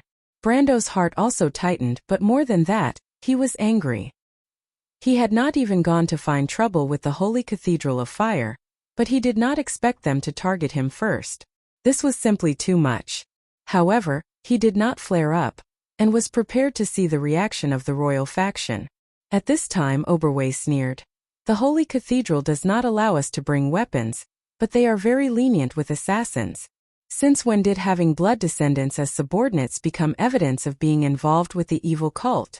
Erwin is close to Madara, and I think many of the Grand Dukes have dark nobles exiled from Madara as subordinates, right?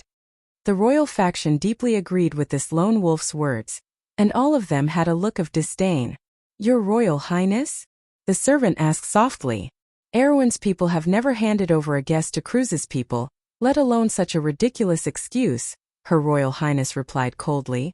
It's just that someone wants to test our relationship, you just have to answer them directly. Tell them that Mr. Brando is one of us, and he can't be an assassin. Brando watched the servant leave the study and could not help but feel a little touched.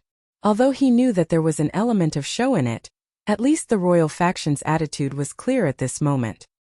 He looked at Oberwei and the others, and the prejudice in his heart from the previous argument faded a little. It seems that the Holy Cathedral's attitude is not as neutral as you think. But he could not help but mock, and then tilted his head to look at the people of the royal faction. After all, he was not a real politician, and there was still Sophie's gloating factor in his bones. The half-elf girl's eyebrows sank sadly, and she sighed slightly. She was so helpless that it made Brando feel a little sad, but she did not dwell on this issue. Mr. Brendel, we're not in a good situation. Please excuse us. But no matter what, we still want to get your help. You are a Highland Knight, so I would like to ask you to help us gain the support of the Highland Knights. Is that okay? The princess lowered her status and asked in a pleading tone. She could see that Brando did not have any bad intentions towards the royal faction, but there were some misunderstandings. But she believed that the end result would prove that she was right. Brando shook his head. You all know that the Highland Knight is not the same as you, and I can personally support you. However, it may not be easy to gain their approval. Even though he was not a real Highland Knight, he was confident that he could fool the most astute person with his disguise. In fact, even the county would not be able to find any fault with Brando's words. The people of the royal faction also knew that Brando was speaking the truth, and they could not help but nod solemnly. But fortunately, Brando still had control over Tonajal, and this insignificant place was the key to restricting Count Ranner. Otherwise, the members of the royal faction would have doubted that it was a wise decision to fall out with the Holy Cathedral for this young man. But it's not impossible, Brando suddenly smiled. Karsuk is the most affected by Madara, and the northern noble's attitude towards compromise has already caused the dissatisfaction of the Highland Knight. As long as you all show them goodwill, I'm sure they will be willing to join the royal faction. But the key is the situation after all. No one wants to join the ranks of the losers. Griffine nodded. She knew this was the case, but the problem was not that simple. She did not take Brando's suggestion seriously. The meeting between the royal faction and Brando was for the sake of the Highland Knight. Now that her hopes were dashed, she suddenly felt a little mentally and physically exhausted. She quietly looked at the hourglass. It was almost time for the meeting to begin. Mr. Brando, I have one last personal question. Is it convenient for you to answer? Griffine looked up at Brando and asked. Brando nodded. You and Yin Bao? She had always been concerned about this question. Even though she did not think that Brando was Dilfri's retainer, at least Yin Bao had not joined the royal faction yet. If he was a retainer, Brando's actions were clearly out of line. Besides, she also thought that Brando should be her knight. But what she cared about was the relationship between Brando and the young lady of the Yin Bao family. With her shrewdness, she could not imagine how great it would be if she could pull Yin Bao into her camp. No, actually I have nothing to do with the Earl. In fact, it's the opposite. In fact, I only forced her to bring me into the meeting. Brando smiled and answered truthfully. Everyone was stunned. Although it's a little rude to say this, the invitation to the meeting was only sent to Duke Karsuk. As a small Highland Knight, you have no right to enter the Sephora Manor. I think you can understand the difficulties of a young person like me. Brando shook his head and added. The people of the royal faction finally reacted. For a moment, they could not help but look at Brando with a strange expression. This guy had the guts to kidnap and threaten a noble under the nose of the Holy Cathedral. If it were not for the fact that they knew that it was unlikely, they would have suspected that the assassins in the morning were related to this young man. Princess Griffine smiled slightly. She did not believe Brando's words at all. The reason was simple. She and Dilfri were good friends, and in the morning, Anyone could see that the Countess was obviously concerned about Brando. Would the person who was kidnapped care about the kidnapper? Perhaps it was possible, but definitely not in that kind of situation. However, she did not intend to expose Brando's clumsy lie. Instead, she smiled and said, "Extraordinary people do extraordinary things. Your actions in Tanajul have already taught us a vivid lesson. I didn't expect that you would give us another surprise when we just arrived in Ampere-Seal. But Dilfrey is a little too pitiful. Mr. Brando does not know how to be gentle with a woman at all." After being reminded by Princess Grafine, Brando remembered the resentful look in the Countess' eyes. He could not help but sweat. This was not intentional. He thought to himself that he did not know beforehand that the Countess was a soft girl. But at the same time he sighed slightly. Looking at Princess Grafine's calm face, Brando knew that his persuasion had failed. Although he did not have much hope in the first place, he was after all an outsider compared to the royal faction. If the princess changed her mind because of a few words from him, then he would have to wonder if this half-elf girl was a fake. Thinking of this, Brando could only prepare for the next step. But vaguely he had a bad premonition. The attitude of the Holy Cathedral not only stunned the princess and her party, but also greatly exceeded his expectations.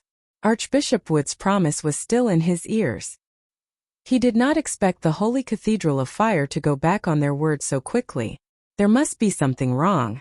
P.S. Yesterday I saw the comments section saying that it was too late to update an hour earlier. I'll try to update an hour earlier tomorrow. To be continued. If you like this work, you are welcome to come to Chidian. Come to vote for me. Your support is my biggest motivation. Chapter 556. Brando kept the second and third words in his heart, but he did not say them out loud. Some words were not suitable to be spoken in front of the royal faction. He knew from the start that the royal faction and Princess Grafine's path were destined to be different. When he turned to leave, the kingdom behind him had already turned into a crumbling palace. It was as if he saw a sea of fire. The drunken nobles of Erewhon had already destroyed the foundation of this ancient kingdom. Even the most outstanding people in the kingdom, such as Makarov, Fleetwood, and Oberway, were limited by tradition, or perhaps they were afraid of change. History was similar. As long as one compromised, they would win.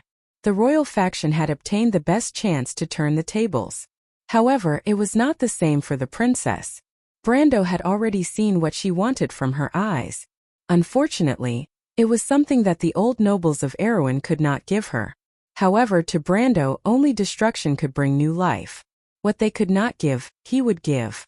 Sometimes a sentence was enough. Some people were not worth saving. He and Freya arrived at Raksh Palace. "Sue!" Freya called out happily. A young girl with dark skin and braided hair stood outside the palace with a smile. She was wearing the clothes of a merchant's daughter. "Miss Freya, you have grown taller," she replied gently. "Sue, pass this letter to the Nagas." Brando took out a letter and handed it to Sue. Sue nodded and accepted the letter silently. She was a quiet and reliable girl. Brando had always been at ease with this daughter of the copper dragon Reto. "Nagas?" Freya turned around and asked in surprise. "Brando, I heard that the Nagas were pirates who roamed the Shining Sea. I didn't know that you even knew them?" Brando could not help but laugh and teased her. "I know a lot of people, but you don't know most of them." "Humph, damned aristocrat." Freya gritted her teeth. Sue looked at the two of them and could not help but shake her head. She kept the letter properly. This letter represented the collapse of the negotiations. As the daughter of a bartender, she did not care about the future of the kingdom. However, that did not mean that Freya could remain indifferent. The girl suddenly raised her head. "Brando, what do you think now?" "I have done my best. I plan to return to Tanajul and wait for the princess to join forces with Erek to start a war." Before he could finish, he saw Freya staring at him suspiciously. Brando couldn't help but sweat, thinking to himself, "Am I that untrustworthy?" "Speak the truth, Brando." Freya closed her eyes and replied snappily. This guy liked to lie just like the Roman. She didn't believe that he would let go just like that. He had the ability to achieve whatever he wanted. The key was that his determination was always stronger than others. Freya knew this very well. Brando was already the synonym of omnipotence in her heart. Moreover, she subconsciously did not want the princess to ally with Erek. As a commoner and a highly educated person, she did not trust Erwin's rotten nobility. Kill. Brando replied calmly. Freya was slightly startled and raised her head to look at Brando. Brando did not say anything more. The royal faction had given him an answer, and now he had to give everyone an answer. He couldn't be bothered to explain too much to people like Makarov and Fleetwood, because only swords could explain everything.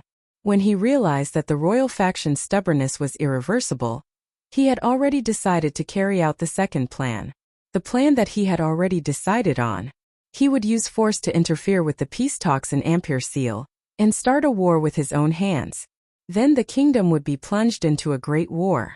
The flames would burn everything, and the old would be reduced to ashes.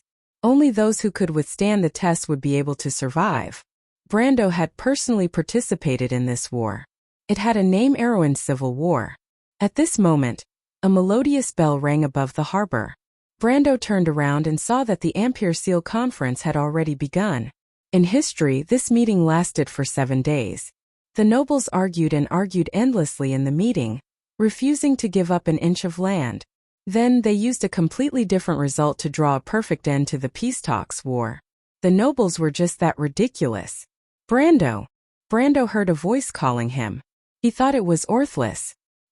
He had previously discussed the situation in Erwin with this wind elf lady who was like his teacher. But when Brando turned around, he saw Dilfrey standing in the Roxby Palace. Count Yenbao was dressed in formal attire, and behind her stood the knight Nia. It seemed like they were preparing to attend the conference. But now she stopped and stared at Brando angrily. The conference is about to start. What are you waiting for? Brando was stunned. Since he had already decided to start a war, there was no point in attending the conference. In fact, he had only snuck into the conference today to see Graphine. He had no interest in this kind of conference. Besides, didn't he say that he would separate with the young lady once he entered the conference? What did she mean by this? Brando could not help but look at Dilfrey in confusion. The countess gritted her teeth. You are my retainer. If you don't attend the conference with me, do you want me to become a laughingstock? Freya stared at Brando suspiciously. Her eyes said, Didn't you say that you forced this young lady to bring you into the conference? Brando of course noticed this pure and simple look, but he also had a big headache. Who knew what was wrong with this young lady? But now was not the time to explain this. Since Dilfrey had already said so, if he did not do anything, it would only make people suspicious of his identity. He still needed to stay in Ampere Seal for a few days, and did not intend to expose himself to everyone so early. Thinking of this, Brando could not help but shake his head and walk over. He looked at Miss Dilfrey in annoyance and asked, Young lady, what's wrong with you? Aren't you afraid of being associated with a cultist like me?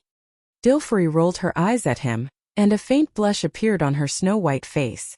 You gave me so much trouble, and I asked you to attend the conference with me. Are you going to refuse? Seriously speaking, you still owe me a favor. You should have no right to refuse my request, right? You're not having stage fright, are you? Brando saw Dilfrey's shy look and suddenly asked strangely, So what? The countess snorted softly. You are a sword saint. With you by my side I will feel more at ease. Brando sighed, and suddenly felt that it might be a good idea to participate in this conference. Erek and the Holy Cathedral's attitude towards the king's faction had changed subtly. He vaguely had a premonition that something might happen in this conference that was beyond his control. This premonition calmed him down. The Ampere Seal Conference was one of the famous events in Erwin's history. Because it happened in the early days of the game, only a few players witnessed this noble event.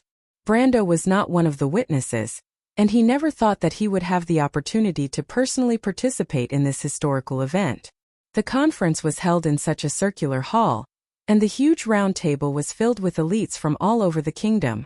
There was no light in the hall, only a ray of natural sunlight hanging down from the vault. In the soft light, dust floated up and down, forming a sharp contrast with the surrounding darkness. For a moment, even the faces of the participants could not be seen clearly.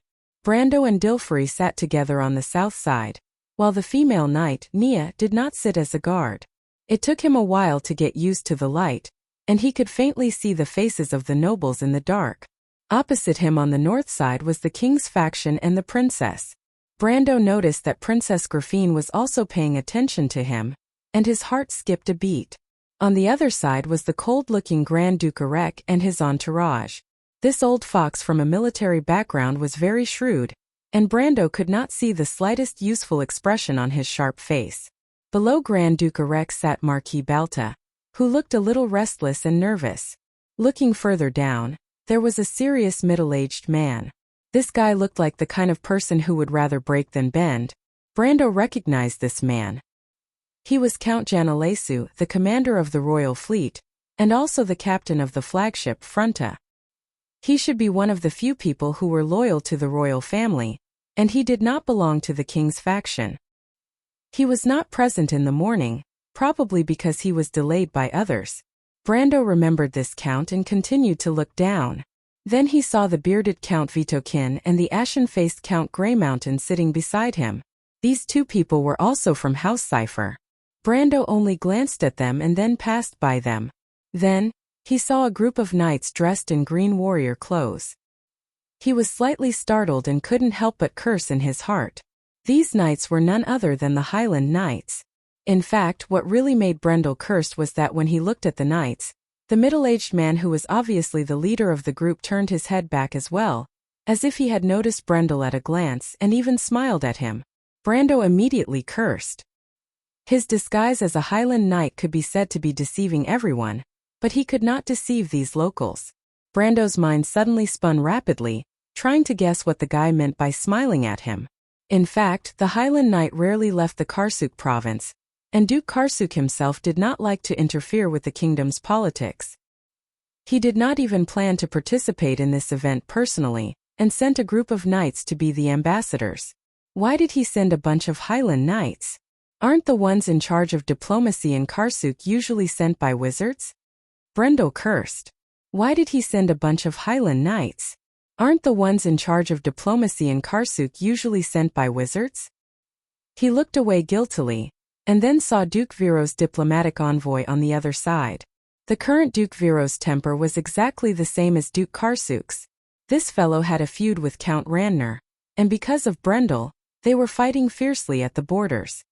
He did not care whether the Holy Cathedral of Fire was the ruler of the kingdom in name or not, and even sent a bunch of random people to represent the kingdom. Everyone did not know whether to laugh or cry. Of course, because of the same reason, Count Randner was not present. Therefore, it could be said that because of Brando, two important figures who should have been present in history were absent. This so-called Ampere Seal conference suddenly became a little out of place. Seeing this scene, Brando could not help but feel a little proud. Although he did not know what was going on with the Holy Cathedral of Fire, no matter what, he still changed history, didn't he? Duke Grinoires came as scheduled, but Brando knew very well that this guy was here to be a bystander. If he did not suddenly remember that he still had a stolen item in his hands and was about to sell it, Brando would have probably forgotten about this guy. Duke Cipher also came in person, followed by Prince Lu Ku. The eldest son of the king did not seem to be present. Brando narrowed his eyes. In theory, since House Cipher was here, House Covardo should have let the current eldest son of the king represent them.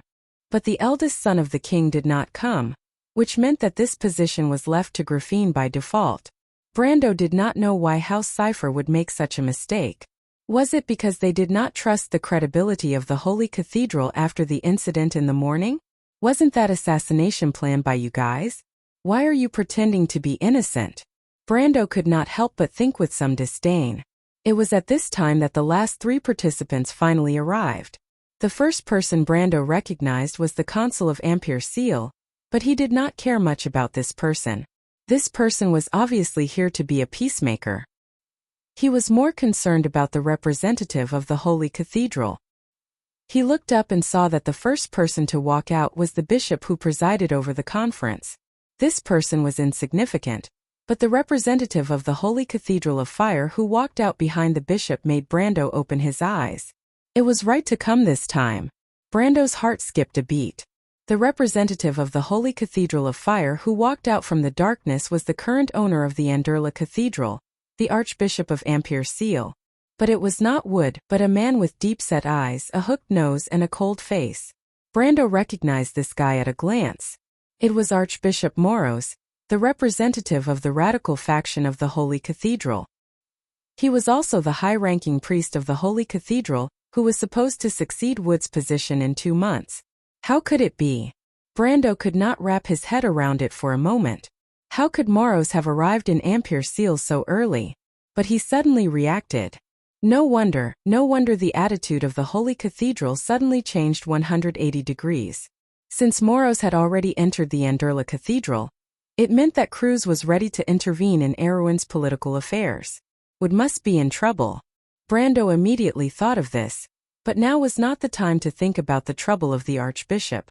The question now was, why did Moros appear here in advance? In history, it should have been Wood who presided over the conference in Ampere-Seal. Brando suddenly felt that the history he knew had cracked open a big hole, and something had changed forever. To be continued. If you like this work, you are welcome to come to Chidian. Come to vote for me. Your support is my biggest motivation. Chapter 557. The Archbishop will be leaving Ampere-Seal in 3 days. He is currently in his meditation room and is not receiving any guests, Miss Magadol.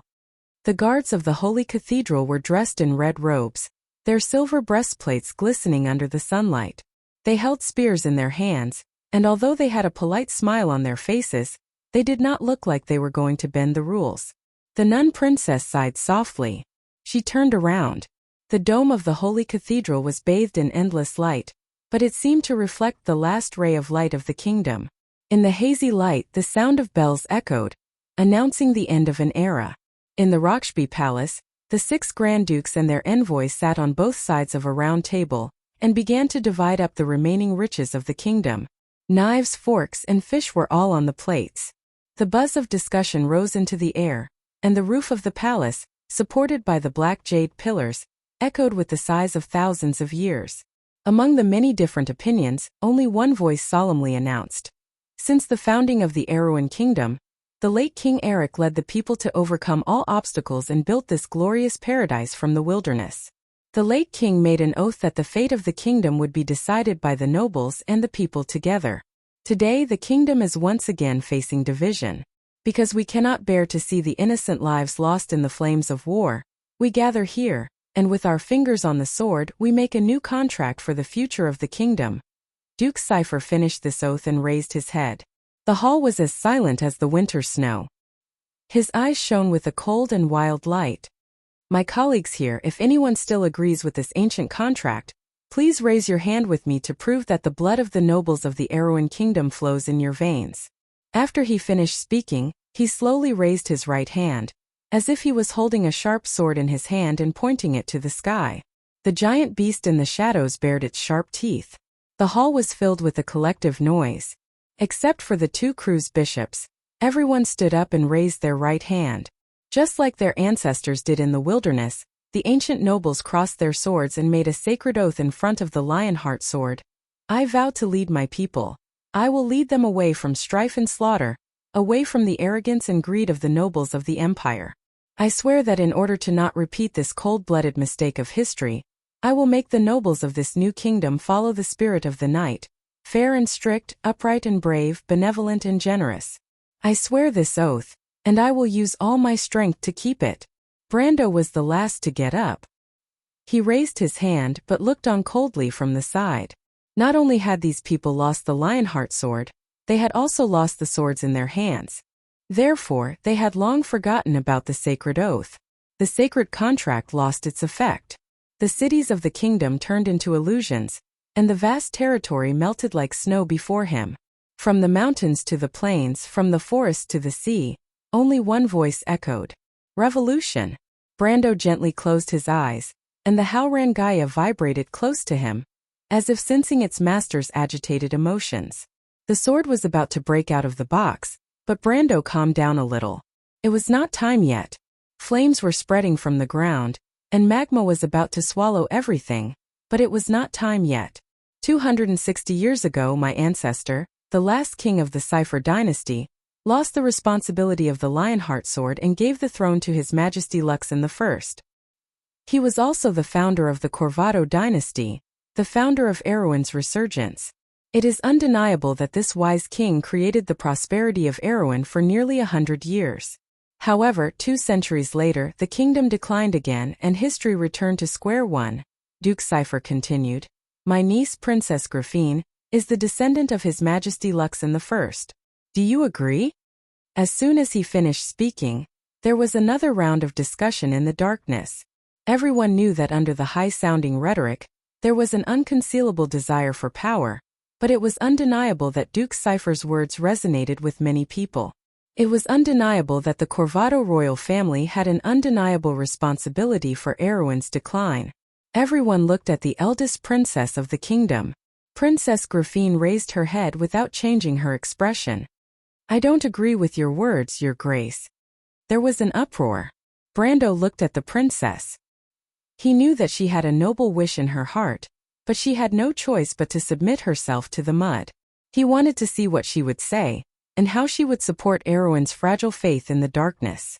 Compared to the 10 years after Erewhon's death, this was undoubtedly the darkest moment before dawn. Arek was still expressionless, and he did not say a word. Almost everyone was on Duke Cypher's side, and the princess was like a lone boat in a storm. The royal faction, which seemed to be in harmony with her, could not even make a weak sound. So, House Corvado intends to abandon everyone and stick to their own course? Duke Cypher's expression was cold, and his voice was as sharp as thunder. The Corvado royal family will fulfill their responsibilities as royalty, but if someone wants to break the promise of the ancestors, I will not take a step back, Griffine replied fearlessly. What did you say? According to the agreement, my brother is the rightful heir of the kingdom. No matter how eloquent you are, my uncle, you cannot change this fact. As for my brother, the Corvado royal family will not allow someone who killed his own father to ascend the throne, let alone my stepmother. As long as I am alive, I will not allow her to break the sacred agreement with those despicable people and frame Erewhon.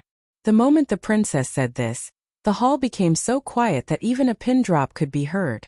Even though everyone knew that there was something fishy about Oberg VII's death, they didn't think that the princess would be so unyielding as to reveal such a shameful matter in front of everyone. Duke Cypher sucked in a breath of cold air, and his face turned pale. Nonsense! Duke Cypher shouted angrily. Your Highness, please maintain your dignity. Maintain my dignity? Griffine seemed to be enraged. She gritted her teeth and clenched her fists. Your Grace, you want me to maintain my dignity? Then let me ask you, who was with my father when he was dying? Then let me ask you, when my father secretly sent me a secret letter asking me to save him, where were you when I was stopped outside the palace? As a daughter, you could only watch as your father died at the hands of despicable people. Your Grace, do you still want me to maintain my dignity? Her voice was close to sobbing as she spoke. Everyone saw the strong princess actually shed tears. Her whole body trembled, her fists clenched, but she still proudly stuck out her chest, proudly facing all her enemies. At this moment, she was no longer Erewhon's princess, but a daughter who was filled with grief and indignation for her father. However, the pride of the royal family overlapped on her, giving everyone the illusion that King Oberg VII was right in front of them, denouncing the crimes of the queen. Everyone looked at each other. Most of the nobles looked at Duke Cypher and the archbishops of the Holy Cathedral. Duke Cypher's face was pale, as if he had been stabbed by Griffine's gaze. He took a step back and couldn't help but exchange a look with Archbishop Moros not far away. Only then did he calm down. Your Highness, I think you might be too agitated. The late king's health has always been poor. There might be some misunderstanding here. He was well aware of his sister's actions and could not help but reply with some embarrassment. Griffine bit her lower lip and glared at him. At this time, Moros finally came to the rescue. Your Highness, I understand how you feel, but we are not talking about the death of King Oberg VII. Please consider the millions of people in Erewhon. Once the kingdom falls into war, the people who will be sacrificed will be your father's people. If the late King Eric was here, I'm afraid he wouldn't have the heart to let this happen. Does everyone still remember the oath you engraved on your swords? Although the new archbishop's face was gloomy, his voice was unusually gentle, as if it had the power to bewitch people. Brando secretly praised him. He didn't pay much attention to this old guy before, but now he realized that this guy was an expert in Erewhon. The moment he opened his mouth, he hit the princess's weak spot. None of the high-ranking people in the Holy Cathedral of Fire were incompetent. He looked at Griffin again, wanting to see how the princess would respond. Once the kingdom falls into the flames of war. Her Royal Highness turned her head, the tears on her cheeks still wet. She smiled a little bleakly. Aween is so poor and weak, but you still don't repent. The kingdom will be engulfed in the flames of war. And the kingdom will be engulfed in the flames of war. 100 years later, this land will only be in ruins. I wonder if all of you will have the face to meet Aween's ancestors, and how will you have the face to meet King Eric? There was an uproar in the hall. Brando was so shocked that he almost jumped out of his seat. He stared dumbfoundedly at the weak 17-year-old half-elf girl. She stood there, isolated and helpless, but her eyes seemed to penetrate the heavy fog of history, and saw the inevitable end of Erewhon. She actually saw it? She actually saw it. Brando had always thought that the princess had chosen the wrong path, and would eventually follow the kingdom into the abyss. But he didn't expect that the princess had already seen her destiny. She had already seen the darkness and thorns, flowing with blood, burning with hellish flames that could not be changed. What was the power that controlled her, that she was just supporting a hope? Or was it the responsibility of the royal family? Brando looked at the 17-year-old half-elf girl, and for a moment, he couldn't breathe. Your Highness, you are being an alarmist. Moros replied faintly. The Holy Cathedral of Fire will never allow the kingdom it protects to be destroyed. Griffin looked at him calmly. Lord Archbishop, please speak. It is time for Erewhon to choose a new ruler. The nobles of the kingdom are all here, and according to the ancient agreement, let them once again decide the fate of the kingdom. Moros replied. Presumably, this will also be the voice of this ancient kingdom. We will let it once again echo in this sacred hall and sign the sacred contract. Glory and justice, it will all be here. Duke Cypher's face was full of pride. Duke Erec's eyelids drooped, and his face was expressionless. Most of the other nobles agreed, except for Duke Viro's group of envoys. Count Janalesu, the admiral of the navy, looked at the princess alone and also expressed her opinion. For a time, the situation in the huge side palace was completely one-sided. The royal faction looked at Duke Erec, but did not receive any response from him. Brando saw this scene and could not help but be slightly surprised. This was very different from history. The royal faction was in an absolute disadvantage in the meeting. He stared coldly at Erec, and his hand that was placed on the hilt of Halran Gaia loosened a little. The development of the situation was beyond his expectations, and he once again suppressed his murderous intent. Fortunately, he looked at it again. Your Highness, I will not allow it. Griffin seemed to have expected this situation, and answered coldly and decisively. Your Highness, I suggest that you do not be stubborn. Bishop Morris's face changed. He did not expect that the princess would not even give him face. Even the royal family needs the nobles to rule the kingdom. If you are stubborn, you will only cause the Covardo family to be isolated. I think you do not want the nobles of the kingdom to kill each other, right? This was a blatant threat. However, there was no trace of fear on the princess's face. She replied calmly. There is no king above the throne. When the time comes for the nobles to bleed, Erewhon will choose a new king, but there is one condition that must be fulfilled. I think, have you all forgotten the ancient oath? The Lionheart sword. Everyone's face changed. Only then did they remember that if Duke Erewhon wanted to choose a new king, he would first have to abide by the oath of the late king, King Eric. If one day the nobles of Erewhon forget their duty, then this sword will return to where it came from, and will no longer protect the kingdom. The Lionheart sword had been lost for more than 260 years, and no one knew where it was. This sword happened to be lost by the Cypher dynasty, and it was also the reason why the last king of the Cypher dynasty passed the throne to the Covardo family. As long as the sword did not return, it meant that the Cypher family did not have the right to reclaim the throne. Everyone was stunned for a moment. The oath of the late King Eric was a heavy shackle that locked the hearts of the nobles of Erewhon. It was the foundation of the Erewhon kingdom, and no one dared to deny it because it was tantamount to denying the existence of the nobles. When the princess said this, the hall suddenly became so quiet that even a pin drop could be heard. Then, everyone suddenly remembered something. Everyone present turned around and looked in the direction of Brando. To be exact, it was Countess Yenbao Dilfrey. Brando was slightly stunned and turned around. He found that the Countess' face did not have the slightest bit of shock. She seemed to have expected this scene. Her expression was calm, but her snow-white face was a little absent-minded. She looked at Grafine not far away, and there was a complicated look of struggle in her eyes. Dilfrey. Mr. Brendel, do you think that Mother Marcia always cares for those who are pure and righteous? The Countess sighed softly and suddenly asked in an almost undetectable tone. Brando was slightly stunned, but Countess Yenbao Dilfrey had already stood up in front of everyone's eyes. She wore the glorious emblem of her family on her chest, the emblem of a broken sword.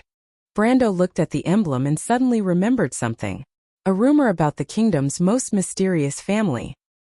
His expression changed, but the Countess had already said to Princess Grafine in the distance, "The House of Swords greets the King of Erewhon. Your Highness, 3 months ago, the Lionheart Sword's throne was broken, and it is time for the kingdom to choose a new king."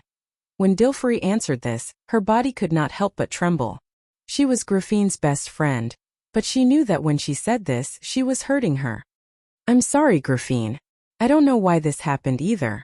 When the throne was broken, the House of Swords lost its meaning of existence. Your Highness." The Countess could not help but cry after she finished speaking. "It's all right, Dilfrey. The kingdom will bring glory to you once again. The Lionheart Sword will never let down anyone who is loyal to the kingdom and its people." Grafine smiled. She raised her head and saw Duke Cypher, who had a victorious look on his face, and Moros, who had a gloomy face. "Your Highness, the truth is in front of you," Duke Cypher said proudly. Duke Cypher said proudly, "The throne of the sacred sword has been shattered. It is meaningless for the royal family of Covardo to remain on the throne. It is time for the kingdom to choose a new king. According to the sacred agreement, now is the time to return the choice to the nobles of Erewhon." Moros nodded. "Is that so? Then who do you think will be the new king of Erewhon?" Princess Grafine suddenly asked. "Of course." Duke Cypher immediately opened his mouth. He knew that the nobles present had long been suppressed by the Holy Cathedral. Even Duke Erek was no exception. The Holy Cathedral supported House Cypher to regain control of Erewhon. Now it seemed that even the will of the heavens was on his side. The shattering of the sacred sword proved all of this. He was full of himself and was only waiting to say the name that could not be changed. But at this moment, Duke Cypher opened his mouth as if he had seen a ghost. He realized that he could not continue speaking. This was because he saw a girl. Or rather, a female trainee knight. The female knight was standing next to the princess. Duke Cypher felt that she looked familiar. Right, the girl's face vaguely resembled the famous scepter of Fire Everton. Could she be his descendant? But this was not the key. The key was the sword in the female knight's hand. The sword was 4 feet long, and the guard was like a pair of spread wings. A golden lion was biting the edge of the sword, and the blade was as cold as a pool of silver. The blade swayed slightly as it was raised high. The light on the sword was like the first ray of sunlight when the snow melted in winter. It flowed into the eyes of everyone present. The sacred Lionheart Sword. This is impossible. Someone in the crowd could not help but scream. If one day the nobles of Erewhon forget their duty, then this sword will return to where it came from. It will no longer protect this country. But as long as there are people who are loyal to the oath on the sword, it will still protect everything that belongs to this glorious land. The House of Covardo has never forgotten the oath of the late king. I wonder what the rest of you think." Princess Grafine looked at the sword and was a little intoxicated. But she turned around and asked in a cold voice. "No." Duke Cypher was a little incoherent because of this dramatic scene. "No, this can't be true. The sacred Lionheart Sword has been lost for more than 200 or 300 years. There is no trace of it. There is no way they can find it. Archbishop Moros, please believe me. This must be a fake." Archbishop Moros turned around and stared at Princess Grafine with his sharp eyes. "Your Highness, can you prove that the Lionheart Sword in your hand is the real one? Archbishop, are you suspecting that I am lying in this situation?" Princess Graphene asked coldly. No, Your Highness. I am just maintaining the strictness of a notary. Princess Graphene frowned. For a moment the hall fell into silence. The sacred Lionheart sword was like a symbol of Erewhon. No one thought that the Archbishop and Duke Cypher would dare to deny it in front of this sword. Some of the sharper ones immediately realized that the conflict between the two sides had reached a point where they would not rest until one of them was dead.